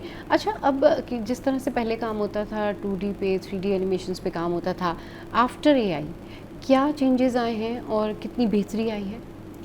भाई देखें, मैं खुद अल्हम्दुलिल्लाह 3D कैरेक्टर डिज़ाइन और हाँ। विजुअल आर्ट पे काम करता हूँ। तो पहले हमें कोई भी चीज़ क्रिएट करने के लिए, जैसे फ्यूचरिस्टिक हम कुछ बनाना चाह रहे हैं, हाँ। तो आर्टिस्ट के साथ मैनुअल ड्राइंग हमें करना पड़ती थी और घंटों ब्रेन स्टॉर्मिंग करना पड़ती थी कि हमें इस तरह की चीज़ बनानी है। लेकिन अब हम सिर्फ बेसिक इंफॉर्मेशन दे के AI से आउटपुट ले लेते हैं और वो में डिफरेंट वेरिएशन हमें दे देता है initially with in a minute, with in a few hours. तो हम उसमें अपनी एक्सपर्ट नॉलेज के हिसाब से उसको मॉडिफाई करके अपनी मर्ज़ी का बेहतरीन जो भी हमें रिक्वायरमेंट है वो हम उसको क्रिएट कर लेते हैं कम टाइम में। तो पहले इसमें हमें दिन लगते थे, हफ्ते लगते थे हमें उसको क्रिएट करने में और एक टीम रिक्वायर्ड होती थी। अब उसके बाद AI आने के बाद 2D और 3D एनिमेशन, हम प्रोडक्टिविटी हमारी बढ़ गई है। राइट। और ये नहीं है कि हमने लोग उसमें कम हो गए हैं, लेकिन उन्हीं लोगों में प्रोडक्टिविटी बढ़ गई है। पहले सही। हम एक सीरीज़ पे काम कर रहे थे, आज हम 4 सीरीज़ एनिमेशंस पे काम कर रहे हैं। हाँ। किस वजह से कि हमारा टाइम सेव हो रहा है, हमारी ब्रेनस्टॉर्मिंग का टाइम बच रहा है। AI के साथ हम इंटीग्रेट करके उससे बहुत सारी चीज़ें फ़ौरन रिजल्ट हम ले लेते हैं। उसमें हमें रेंडरिंग करने की ज़रूरत नहीं होती कि हमें आउटपुट रेंडरिंग करेंगे तो आउटपुट मिलेगा। हाँ।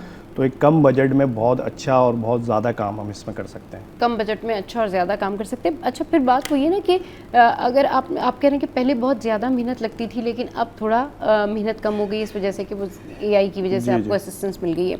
अच्छा, AI के ऑप्शंस, यानी AI यूज़ करने का बेहतरीन तरीका क्या है?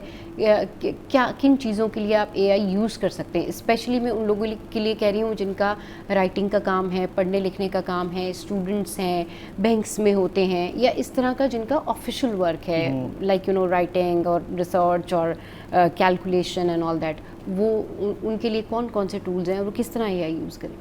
भाई देखें, बच्चों के लिए जो स्टूडेंट्स हैं वो अपनी personal learning as a tutor इस्तेमाल कर सकते हैं AI को। अच्छा, AI को एज ट्यूटर भी यूज़ कर इस्तेमाल कर सकते हैं। उसमें कस्टमाइज लर्निंग कर सकते हैं। अच्छा, विजुअल लैंग्वेजेस सीख सकते हैं और मतलब अपने तरीके से जो करिकुलम उनको चाहिए, हाँ। वो उसके अकॉर्डिंगली वो स्पेसिफिकली उसको बहुत बेहतर वे में सीख सकते हैं स्टूडेंट के लिए। मतलब एक पर्सनल ट्यूटर के तौर पे आप इसको यूटिलाइज कर सकते हैं। उसको आप जिस तरह से ट्रीट करेंगे, अगर आप AI को कहते हैं कि भाई I will treat you like a trainer, like a tutor, like a teacher, मतलब लाइक एक्सपर्ट, तो वो आपको उसी वे में जवाब देते हैं। यू जस्ट से कि I am a student, I want to learning something, please guide me. हाँ, तो वो पहले अपनी इन्फॉर्मेशन आप उसको बताएं कि आपकी क्या पोजीशन है, आप क्या सीखना चाहते हैं। हाँ, सही। तो वो फिर आपके हिसाब से वो आपको वो चीज़ें ही बताएगा जो आपके सीखने की हैं। हाँ, राइट। मतलब कस्टमाइज आपको लर्निंग दे देगा। आपको बहुत सारी चीज़ें ऐसी रेलेवेंट नहीं बताएगा कि जो आपके काम की नहीं है। जो आपने पूछा है वही आपको बताएगा और उसको आप बेहतर तरीके से। इंग्लिश लैंग्वेज के लिए भी बहुत सारे स्टूडेंट्स हेल्प ले सकते हैं AI से, लेकिन फिर बात वही है कि पहले आपको खुद इंग्लिश की अंडरस्टैंडिंग होनी चाहिए, क्योंकि उसमें भी ग्रामर में भी बहुत सारी ऐसी चीज़ें होती हैं, इंग्लिश में भी बहुत सारे ऐसे वर्ड्स होते हैं जिनके कई सारे ऐसे मतलब होते हैं। तो पहले आपको पता होना चाहिए कि उसने जो वर्ड आपको निकाल के दिया एग्जैक्टली ये वर्ड फिट इन होता है या नहीं होता। आप किस जगह आप कोई एप्लीकेशन लिख रहे हैं, आप कोई राइटअप लिख रहे हैं, तो आपको फिर उस वर्ड के बारे में रिसर्च करनी चाहिए कि व्हाट इज़ ऑल अबाउट। तो AI is all about your skill reforming thing. मुझे तो ऐसा लगता है कि अगर किसी को वाकई पढ़ने लिखने का शौक है तो वो ज़रूर जाए AI पे, मगर उसको रिकन्फर्म करे। फिर जो AI इन्फॉर्मेशन दे रहा है, फिर आप रिसर्च टू रिसर्च करते हैं ना, तो आप सोचिए फिर आपकी इन्फॉर्मेशन डबल हो जाती है। वरना अगर आपको जो मिला आपने वैसे ही एज इट इज़ आगे पुट कर दिया, तो वो फिर बहुत प्रॉब्लमेटिक है। वो फिर जो है ना, वो थोड़ा सा आपके लिए भी ठीक नहीं है। तो ये तो टूल्स हो गए स्टूडेंट्स के लिए। वर्किंग वुमेंस जो लोग बैंक में काम करते हैं, उनके लिए कौन से टूल्स हैं? असल में सब ऑलमोस्ट सिमिलर ही टूल हैं। हाँ। जिसमें मैंने आपको जैसे प्रीवियसली बताया कि ChatGPT है, जेमिनी है। अभी रिसेंट जो सबसे ज़्यादा फेमस टूल है जो यूज़ होता है AI का, वो सबसे ज़्यादा कौन सा ऐसा फेमस टूल है जिसको सब कहते हैं भाई ये हम यूज़ करते हैं और ये बहुत भाई अभी जो मोस्ट फेमस है वो क्लाउड है। क्लाउड में मतलब काफ़ी सारी चीज़ों को समराइज़ करके क्लाउड के अंदर लेके आ गए। अभी तक की अपडेट ये है। हाँ। तो उसमें आप बहुत सारी चीज़ें अपनी कस्टमाइज लर्निंग कर सकते हैं, चाहे वर्किंग वूमेन हो, चाहे बैंकिंग सेक्टर हो, चाहे स्टूडेंट्स हो। तो वो आपको इन सब चीज़ों में अलग अलग एक्सप्लोर करने की ज़रूरत नहीं है। क्लाउड पे जाके आप बहुत सारी चीज़ें क्रिएट कर सकते हैं, लर्निंग कर सकते हैं, एक्सप्लोर कर सकते हैं, रिसर्च कर सकते हैं। बहुत बेहतरीन और बहुत फास्ट टूल है। अच्छा, AI टेक्नोलॉजी के हवाले से अगर कुछ स्टूडेंट्स कोई भी रैंडम शख्स भी अगर सीखना चाहे तो क्या हमारे यहाँ कुछ ऐसे इंस्टीट्यूट हैं, कुछ ऐसे ऑनलाइन जो है वो टीचिंग पॉइंट्स हैं जहाँ से सीखा जा सकता है? भाई देखें, अभी तो पाकिस्तान में या कराची में हमारे अल्हम्दुलिल्लाह ग्रो हो रहे हैं आहिस्ता आहिस्ता ना, हाँ। लेकिन वो भी अभी इनिशियल लेवल पे ही हैं। लेकिन ये है कि जो यूट्यूब है ना, उस पर बहुत ज़बरदस्त एक सोर्स है जिसमें आप बहुत कुछ लर्न कर सकते हैं। डिफरेंट बहुत सारे प्लेटफॉर्म्स हैं और जैसे अभी पाकिस्तान में भी इंस्टीट्यूशन का आगाज़ हो गया है, तो वो भी एक अच्छा स्टार्टअप है। कुछ नाम हैं जिनको ज्वाइन करके वो वहाँ से अपनी बेसिक लर्निंग स्टार्ट कर सकते हैं नो हाउ के लिए। बिल्कुल, अर्निंग्स के पॉइंट ऑफ व्यू से अर्निंग के लिए बहुत अच्छा है। जैसे मैंने आपको बताया कि अगर आप एनिमेशन की बात करें तो उसके लिए आपको एक एक्सपेंसिव स्टूडियो रिक्वायर्ड होता था, कॉस्ट इन्वेस्टमेंट लगा के फिर आप एक फाइनल एनिमेशन या कोई वीडियो आप कार्टून एनिमेशन आप बनाते थे। अब एक इंडिविजुअल यूथ के लिए तो ख़ास तौर पे कि वो पाकिस्तान में बैठ के इंटरनेशनल मार्केट को कम्पीट कर सकते हैं विदाउट हैविंग एनी स्टूडियो, और सिर्फ टूल्स बाय करें, उस पर अपनी वीडियो जनरेट करें, cinematic high Pixar style Disney style videos बना के, कार्टून सीरीज़ बना के वो डिलीवर कर सकते हैं। वो बिल्कुल, और जो लोग चाहते हैं ना कि भाई उनके पास टाइम नहीं है और वो चाहते भी हम यूट्यूब भी अपना जो है वो साथ में मेंटेन करें, तो उनके लिए एनिमेशन बेस्ट है। उसकी रीज़न ये है कि अगर आप किसी की हेल्प नहीं भी लेना चाहते हैं तो आपने एआई को पूरी स्टोरी बोर्ड बता दिया, फिर आपने उसको कहा कि मुझे इसी से रेलेवेंट जो एल्गोरिथम उसको अप्रूव करता है, आपने कॉपीराइट फ्री उसी से रेलेवेंट चीज़ें जो है वो आपने उसको बतानी है, अपने स्टोरी लाइन बता के, फिर वो आपको वही पिक्चर्स देगा जिस पे कॉपीराइट नहीं है, वो आपको वही पिक्चर्स देगा जो वायरल होने वाली होंगी, जिसको एक्सेप्ट करेगा फेसबुक का सिस्टम। क्योंकि जब हम वायरल चीज़ों के बारे में बात करते हैं ना, तो जब आप यूट्यूब कर रहे होते हैं या फेसबुक कर रहे होते हैं तो उसमें आपको फिर हर चीज़ का ख्याल रखना पड़ता है, क्योंकि क्वालिटी जो है ना वो बहुत जज करता है। ये आपका जो सोशल मीडिया है, स्पेशली यूट्यूब, आपकी क्वालिटी को देखता है। जैसे आपका थंबनेल है, ठीक है, आपकी प्रेजेंटेशन है, फिर आपने कौन सी पिक्चर्स इस्तेमाल की हुई हैं, आपने क्या लिखा हुआ है, कैसे लिखा हुआ है, वो सारी चीज़ें। और जब हम कहते हैं जी ये वायरल हो गया, वो वायरल हो गया, वो ठीक है, वो दूसरी वीडियोज़ जो वायरल हो जाती हैं, लेकिन जो मेहनत की हुई वीडियोज़ होती हैं ना, अगर आप चाहते हैं कि आपकी हर वीडियो वायरल हो, आप उसको एनिमेशन के तौर पर वायरल करना चाहते हैं, तो आप जो सोचते हैं आप उसके ऊपर वो एनिमेशन करवाएं, वॉइस ओवर करें, या वॉइस ओवर भी करवाई जा सकती है। बिल्कुल वॉइस ओवर भी करवाई जा सकती है। ऐसे कि सपोज मैंने आपकी एक दफ़ा वॉइस रिकॉर्डिंग करी जिसमें 2 और 3 मिनट आपकी वॉइस ओवर मैंने रिकॉर्ड कर ली, उसके बाद उसकी मैं क्लोनिंग करके आपको दोबारा आपकी वॉइस ओवर की ज़रूरत नहीं है, सेम वॉइस ओवर जितने स्क्रिप्ट जितनी ऑडियो में करवाना चाहूँ उसमें मल्टीपल टाइम करवा सकता हूँ, इवन पूरी सीरीज़ बना सकता हूँ, पूरी सीरीज़ बना सकते हैं। तो देखिए कितना आसान है, मतलब। और एआई से बनी हुई मूवीज़ देखें कितनी फेमस होती हैं। तो बात वही है कि अगर आप अर्निंग पॉइंट ऑफ व्यू से भी एआई का इस्तेमाल करना चाहें तो आप कर सकते हैं।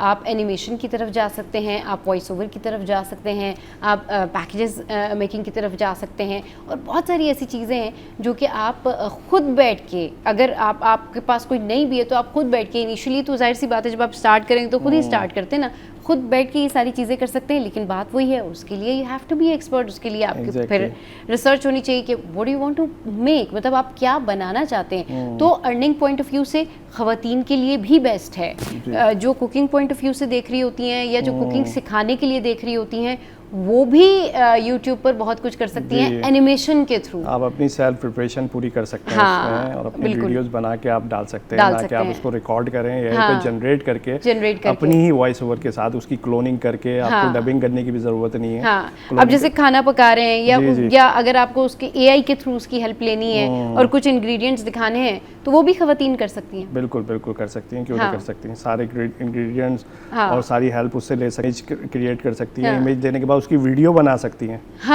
कि भाई ये मैंने डाला तो उसकी वीडियो बन सकती है, पूरी वीडियो एआई पे जनरेट हो सकती है। बिल्कुल, यानी कि अगर आप चाहते हैं कि ठीक है आप नहीं आना चाहते यूट्यूब पे, अपनी आवाज़ भी नहीं लाना चाहते, तो एआई के थ्रू आप अपनी एक्सपर्टीज़ जो है थ्रो कर सकते हैं। और ये अर्निंग पॉइंट ऑफ व्यू से ख़वातीन के लिए एक बेस्ट एक्टिविटी भी है। जब हम मी टाइम की बात करते हैं ना, तो मी टाइम में जब आप अपना ख्याल रखते हैं, वो जो आपका ब्यूटी टाइम होता है, उसके अलावा आप अपना एक्टिविटी टाइम जो है ना ये भी रख सकते हैं, और इसको बिजनेस टाइम के तौर पर आप रख सकते हैं। बहुत शुक्रिया एजाज़ भाई, अब हमारे शो पर आए और बहुत सारी बातें जो है एजाज़ भाई से आज हमने की, और ख़वातीन के लिए बहुत सारे मुफीद मशवरे भी आज हमारे प्लेटफॉर्म से जो है एजाज़ भाई ने दिए। ब्रेक लेते हैं, ब्रेक के बाद वापस आएंगे, फिर करेंगे ढेर सारी बातें।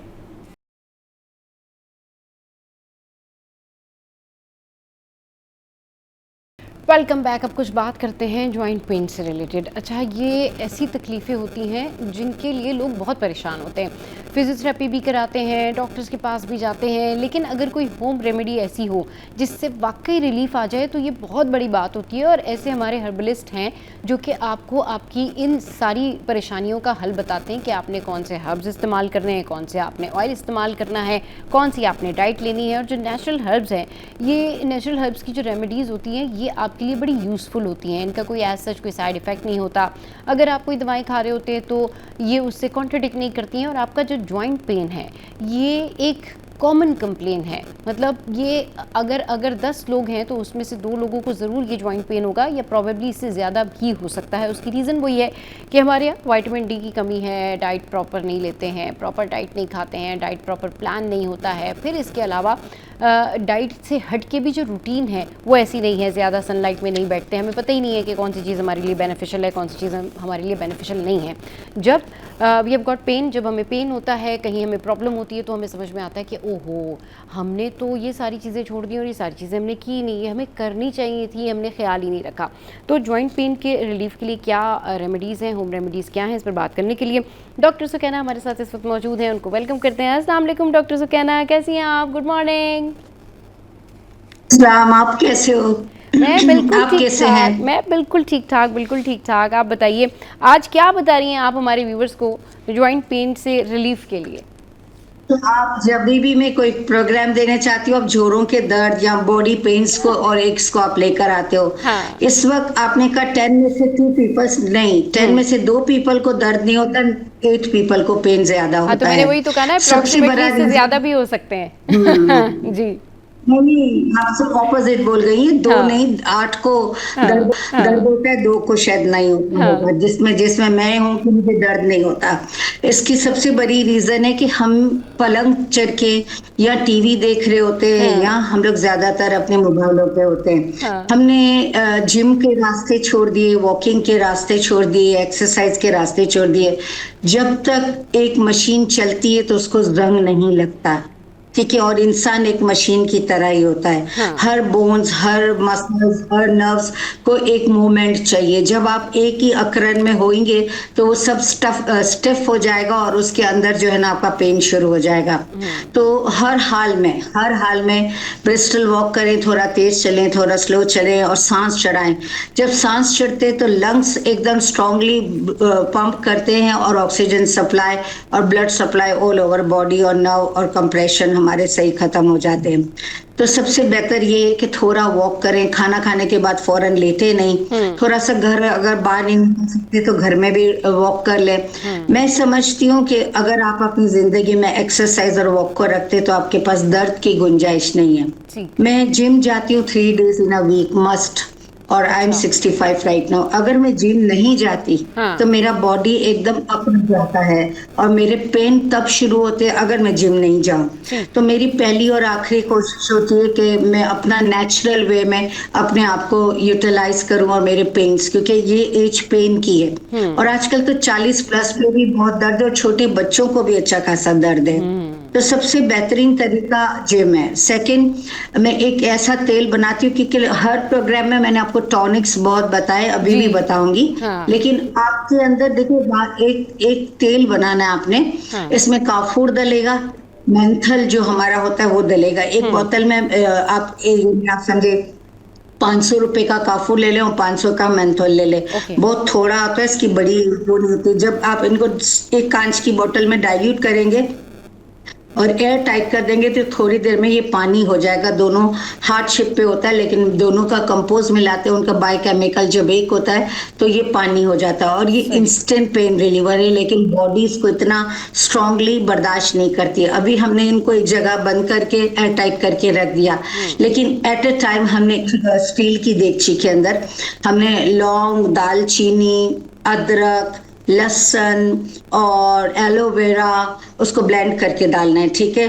और हल्दी, आंबा हल्दी अगर मिल जाए, ये 5-6 चीजें ऐसी है जो दर्द को करती है। स्पेशली लौंग में बहुत ज्यादा फायदा होता है, तो क्वांटिटी और जायफल और जावित्री भी डलेगा। ये सब किचन के अंदर इजीली अवेलेबल है, कोई भी चीज बाहर वाली इसमें नहीं है, ठीक है। इसमें आपने यूं किया कि अगर हमने 50% ऑलिव ऑयल लिया, Yes. तो 25% हमें ग्लिसरीन, 50% ऑलिव ऑयल लिया, हाँ 25% इसके अंदर हमने सरसों का तेल लिया, ठीक। और 25 हमने ग्लिसरीन ऑयल लिया है। ग्लिसरीन एक ऑयल आता है जो गर्म होता है, Okay. नेचुरली बहुत गर्म और बहुत गाढ़ा होता है। सही। आपने इस तेल को थोड़ा, जब एलोवेरा ब्लेंडर करते तो उसका पानी भी निकलता है, ठीक। तो ये सबको धीमी आंच पे रख दे, लेकिन मेक श्योर कीजिएगा कि इसको चूल्हे पे छोड़ के ना जाएं, ये आग पकड़ता है, क्योंकि ग्लिसरीन है, ग्लिसरीन हमेशा आग करती है, लेकिन वही मेन आइटम है इसका।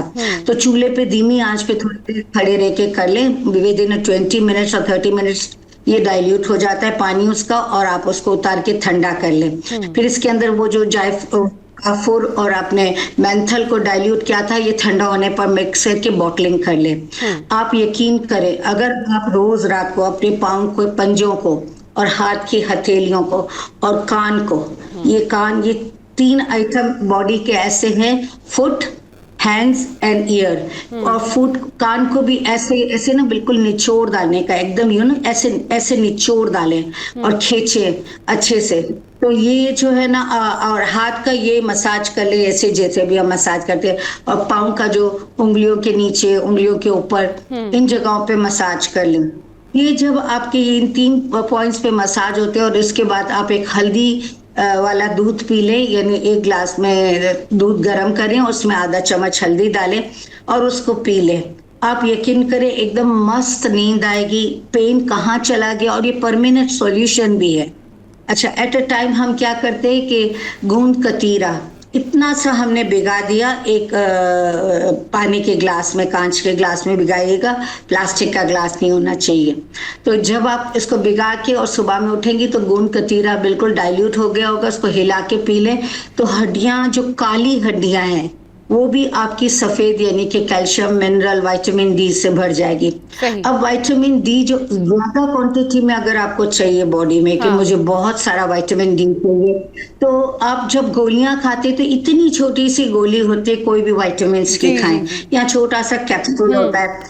मुझे अक्सर समझ नहीं आता है कि यार इसमें लोग ने क्या डाला होगा कि ये मल्टीपल इतनी मेडिसिन डली हुई है, इसमें B12 डला हुआ है, ये डला हुआ है। मैं बहुत बार सोचती हूँ, तो एक दिन मुझे जरा सा, आपको पता है अजीब सी चीज हूँ मैं, और मेरी अपनी फार्मेसी भी है, तो मैं एक दिन सारा सामान, बहुत सारी गोलियां इधर उधर से जमा की, ये फलानी विटामिन, ये ढिमकी विटामिन, मैंने सारी विटामिन को अलग अलग किया, तो इसके अंदर आप समझे कि मॉलिक्यूलर वे में लोग कुछ डालते हैं जो बहुत ही, मुझे तो समझ नहीं आया। हर्ब्स आपको क्वांटिटी में खाना होता है, और हर्ब्स में सिंगारा बेस्ट है, गुंदर का हिसाब किताब बेस्ट है, और जो ड्राई फ्रूट्स आते हैं, और जिसमें अखरोट जो होता है ना, वो आपकी बॉडी के हड्डियों के अंदर जो तेल का कस खत्म हो गया होता है, जिसको हम लुब्रिकेशन कहते हैं, उसके लिए बहुत ज्यादा काम करता है। तो अगर आप थोड़ा सा ड्राई फ्रूट मोटा मोटा पीस लें, या ना भी पीसें, और थोड़ा थोड़ा टीवी देखते देखते चबा लें, और सबसे बड़ी बात, प्लीज आप एक्सरसाइज करें, थोड़ी बहुत, या वॉक जरूरी लाएं अपनी जिंदगी में। तो ये ऐसी कुछ चीजें हैं जो आपको बहुत जरूरी है। मैंने आपको कहा ना कि एक आपकी मशीन घर में, सिलाई मशीन पड़ी है, चले, यहाँ एक डेक पड़ा हुआ है, म्यूजिक सिस्टम पड़ा हुआ है, आप उसको कुछ महीनों तक हाथ ना लगाएं, जब आप खोलेंगी तो वो सिस्टम आपका बहुत खराब हो गया होगा, क्योंकि हम क्लिफ्टन और डिफेंस के साइड पे रहने वालों का तो बहुत ज्यादा नुकसान होता है, थोड़ी सी लोअर है, लेकिन रस्ट पॉल्यूशन इतना है, आप यकीन करें वो मशीन भी आपकी खराब हो गई होगी, जंग आलूद हो गई होगी। इसी तरह जब इंसान बैठ जाता है, कुछ करता नहीं है, कोई वॉकआउट नहीं, हाँ मैं झाड़ू पोछा कर लेती हूँ, मेरा रूटीन है, मैं किचन का खाना पका लेती हूँ, वो रूटीन है। अपनी रूटीन से हट के थोड़ा सा नई नई चीजें, छोटी छोटी सी टेक्निक लेकर आए। बॉल इतने अच्छे इतवार बाजार में पुराने मिल जाते 1500 रुपए के, उसमें पूरी बॉडी मूवमेंट कर लें तो उसमें पूरा स्पाइनल, पायरोक, हाँ बिल्कुल, अगर अपनी जिंदगी के छोटे छोटे काम खुद ही कर लिया करें तो इससे बहुत ज्यादा आपकी ब्लड सर्कुलेशन बेहतर रहती है, और ये जो छोटे छोटे काम होते हैं ना, ये आपके वेट लॉस में भी बड़ा काम आते हैं। ब्रेक लेते हैं, ब्रेक के बाद वापस आएंगे, फिर हमारे साथ डॉक्टर सुकैना मौजूद हैं, उनसे करेंगे ढेर सारी बातें, और बहुत सारी मेरे रेमेडीज जो है मेरे जहन में भी हैं जो उनसे पूछनी है कि भाई इस मसले का क्या हल है। एक ब्रेक के बाद।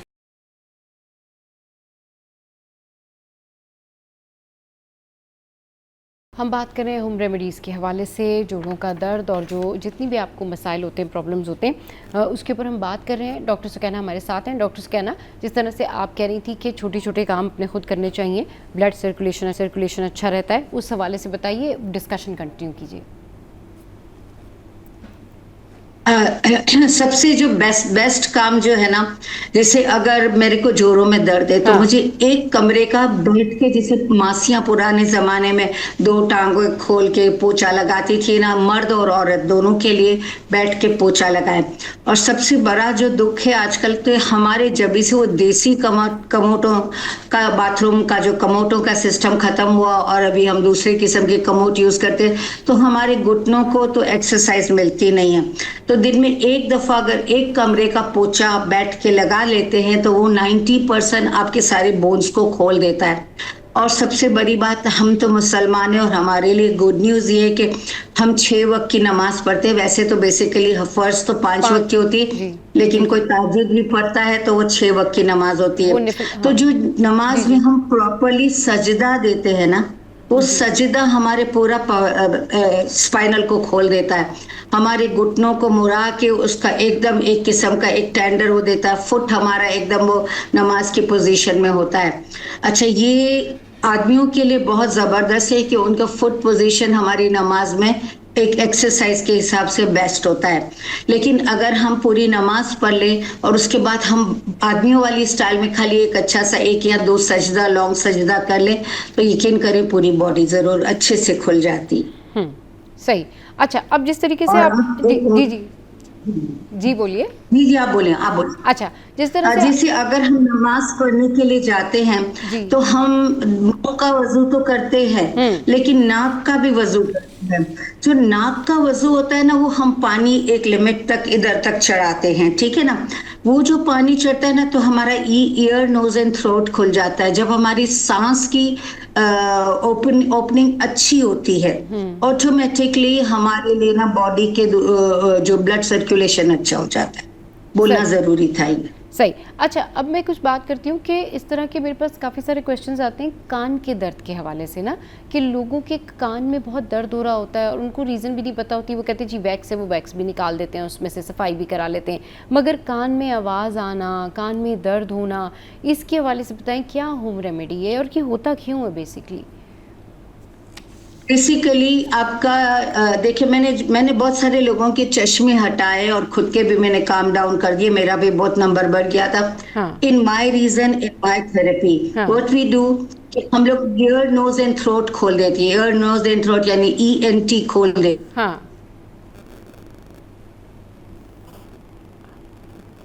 डॉक्टर सुकैना, आपकी आवाज़ नहीं आ रही है, रिकनेक्ट करते हैं डॉक्टर सुकैना को, और वो इस वक्त हम उनको रिकनेक्ट करेंगे और उनसे पूछेंगे कि भी जो जिन लोगों के कान में दर्द होता है वो क्या करें, क्योंकि डॉक्टर्स यही कहते नहीं जी ठीक है अगर वैक्स है तो वो आप निकलवा लें, ठीक है जी आप ये ड्रॉप्स जो है वो यूज़ कर लें, मगर बहुत सारे लोग ये कंप्लेन करते हैं, ये लोगों की हिस्ट्री भी होती है, कहते नहीं हमारे कान में दर्द है, इसकी वजह से हमें यहाँ पीछे वाली जो बोन है इसमें भी दर्द होता है। लोग ग्लासेस जब लगा रहे होते हैं तो उनको इस जगह पर पेन हो रहा होता है, इधर ये उनको वीकनेस की वजह से होता है या कोई इंटरनल उनको प्रॉब्लम होती है।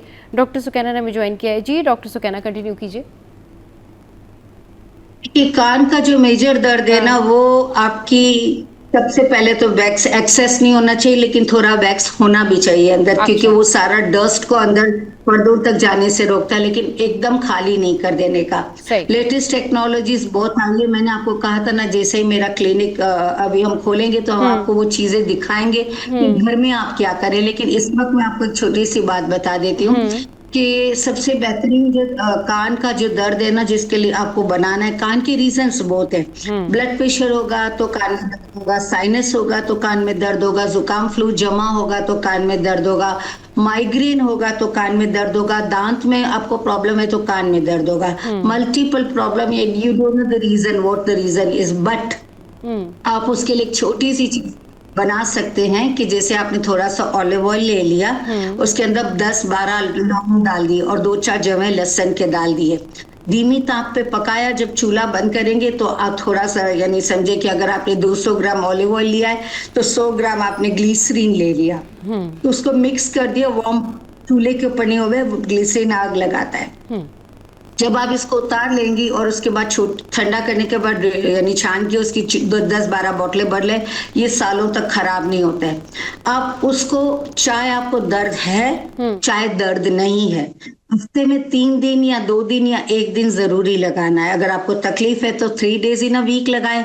नाक में भी 2 कतरे डालें, कान में भी 2 कतरे डालें। अच्छा, कान में आपके पर्दों के पीछे तक ऑयल नहीं जाता, चाहे कोई भी ड्रॉप्स डाल दें आप, बट पर्दों तक जितना भी गंद होता है ना, वो उसको साफ कर देगा। एक दूसरा, इसके बाद आपको जैसे नाक है, ईयर एंड यानी नोज आपका पूरा चोक है और आपको उसको खोलना बहुत, तो इससे आपकी आईसाइट भी रिपेयर होती है, आपके मुंह में जो गंदी बदबू आती है वो भी खत्म हो जाती है। और एक अजीब सी चीज है, ये देखिए, ये तेल मेरा कॉमनली बहुत बनता है और हम तो तकरीबन वो तेल सबको गिफ्ट में भी डाल देते हैं, क्योंकि जब तक ईयर नोज नहीं खुला है तब तक आगे का रास्ता हम कैसे साफ करें, ऑक्सीजन सप्लाई बंद पड़ी हुई है।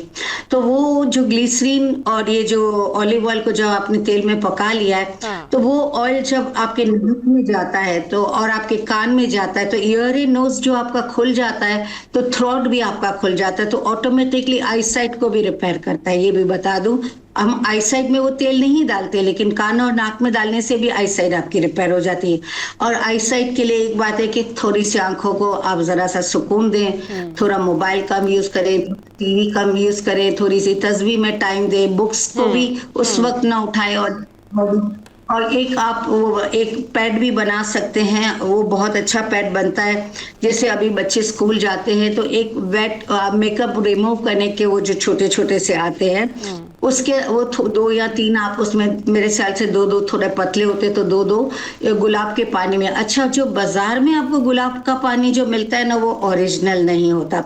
कभी भी कोई भी देसी गुलाब या परदेसी गुलाब, यानी फॉरेन फ्लावर्स भी होते हैं जिसकी खुशबू खास नहीं होती, देसी गुलाब, देसी गुलाब जब तक पिंकिश कलर नहीं छोड़ता तब तक वो गुलाब नहीं कहलाता है, वो पानी गुलाब का हो ही नहीं सकता। अब मैं रोज तो ये पानी नहीं बनाऊंगी, मैं डायरेक्ट आपको 2 तरीके बता देती हूँ। उसमें आपने क्या करने का है, जो आप गुलाब का पानी बनाएंगे तो पहले एक देगचे में गर्म पानी करेंगे, लेकिन स्टील की देगचे में, एल्युमिनियम में ना कीजिएगा, वो नुकसानदेह हो जाएगा। तो स्टील की देगची में अच्छे से पानी उबाला, फिर 10-20 रुपए की गुलाब की पत्तियों को पहले वॉश कर दिया और फिर उसमें डाल के ढक्कन डाल दिया। अब थोड़ी से बाहर से इसको दिखेगा कि नॉर्मली सही हो गया है, तो आप इसको छानेंगे और छने हुए पानी में इतना छोटा सा टुकड़ा फिटकरी का यानी एलम का डालेंगे, फिटकरी जो हम पानी को भी साफ करें। हाँ, इतना सा टुकड़ा, क्योंकि टाइम थोड़ा शॉर्ट है, और इसको अच्छे से डिजोल्व करके आप ठीक है आइस क्यूब बनाएं और वो आइस क्यूब से अपनी बॉडी का आइस का मसाज करें। Thank you very much, thanks for your time doctor Sukaina, और बहुत मुफीद बात की। शो का टाइम जो है वो एंड अप हो गया। आज का शो आपको कैसा लगा ज़रूर बताइएगा। हमारी सोशल साइट पर अपना ख्याल रखिए, इर्द गिर्द लोगों का ख्याल रखिए। Keep watching serial 10।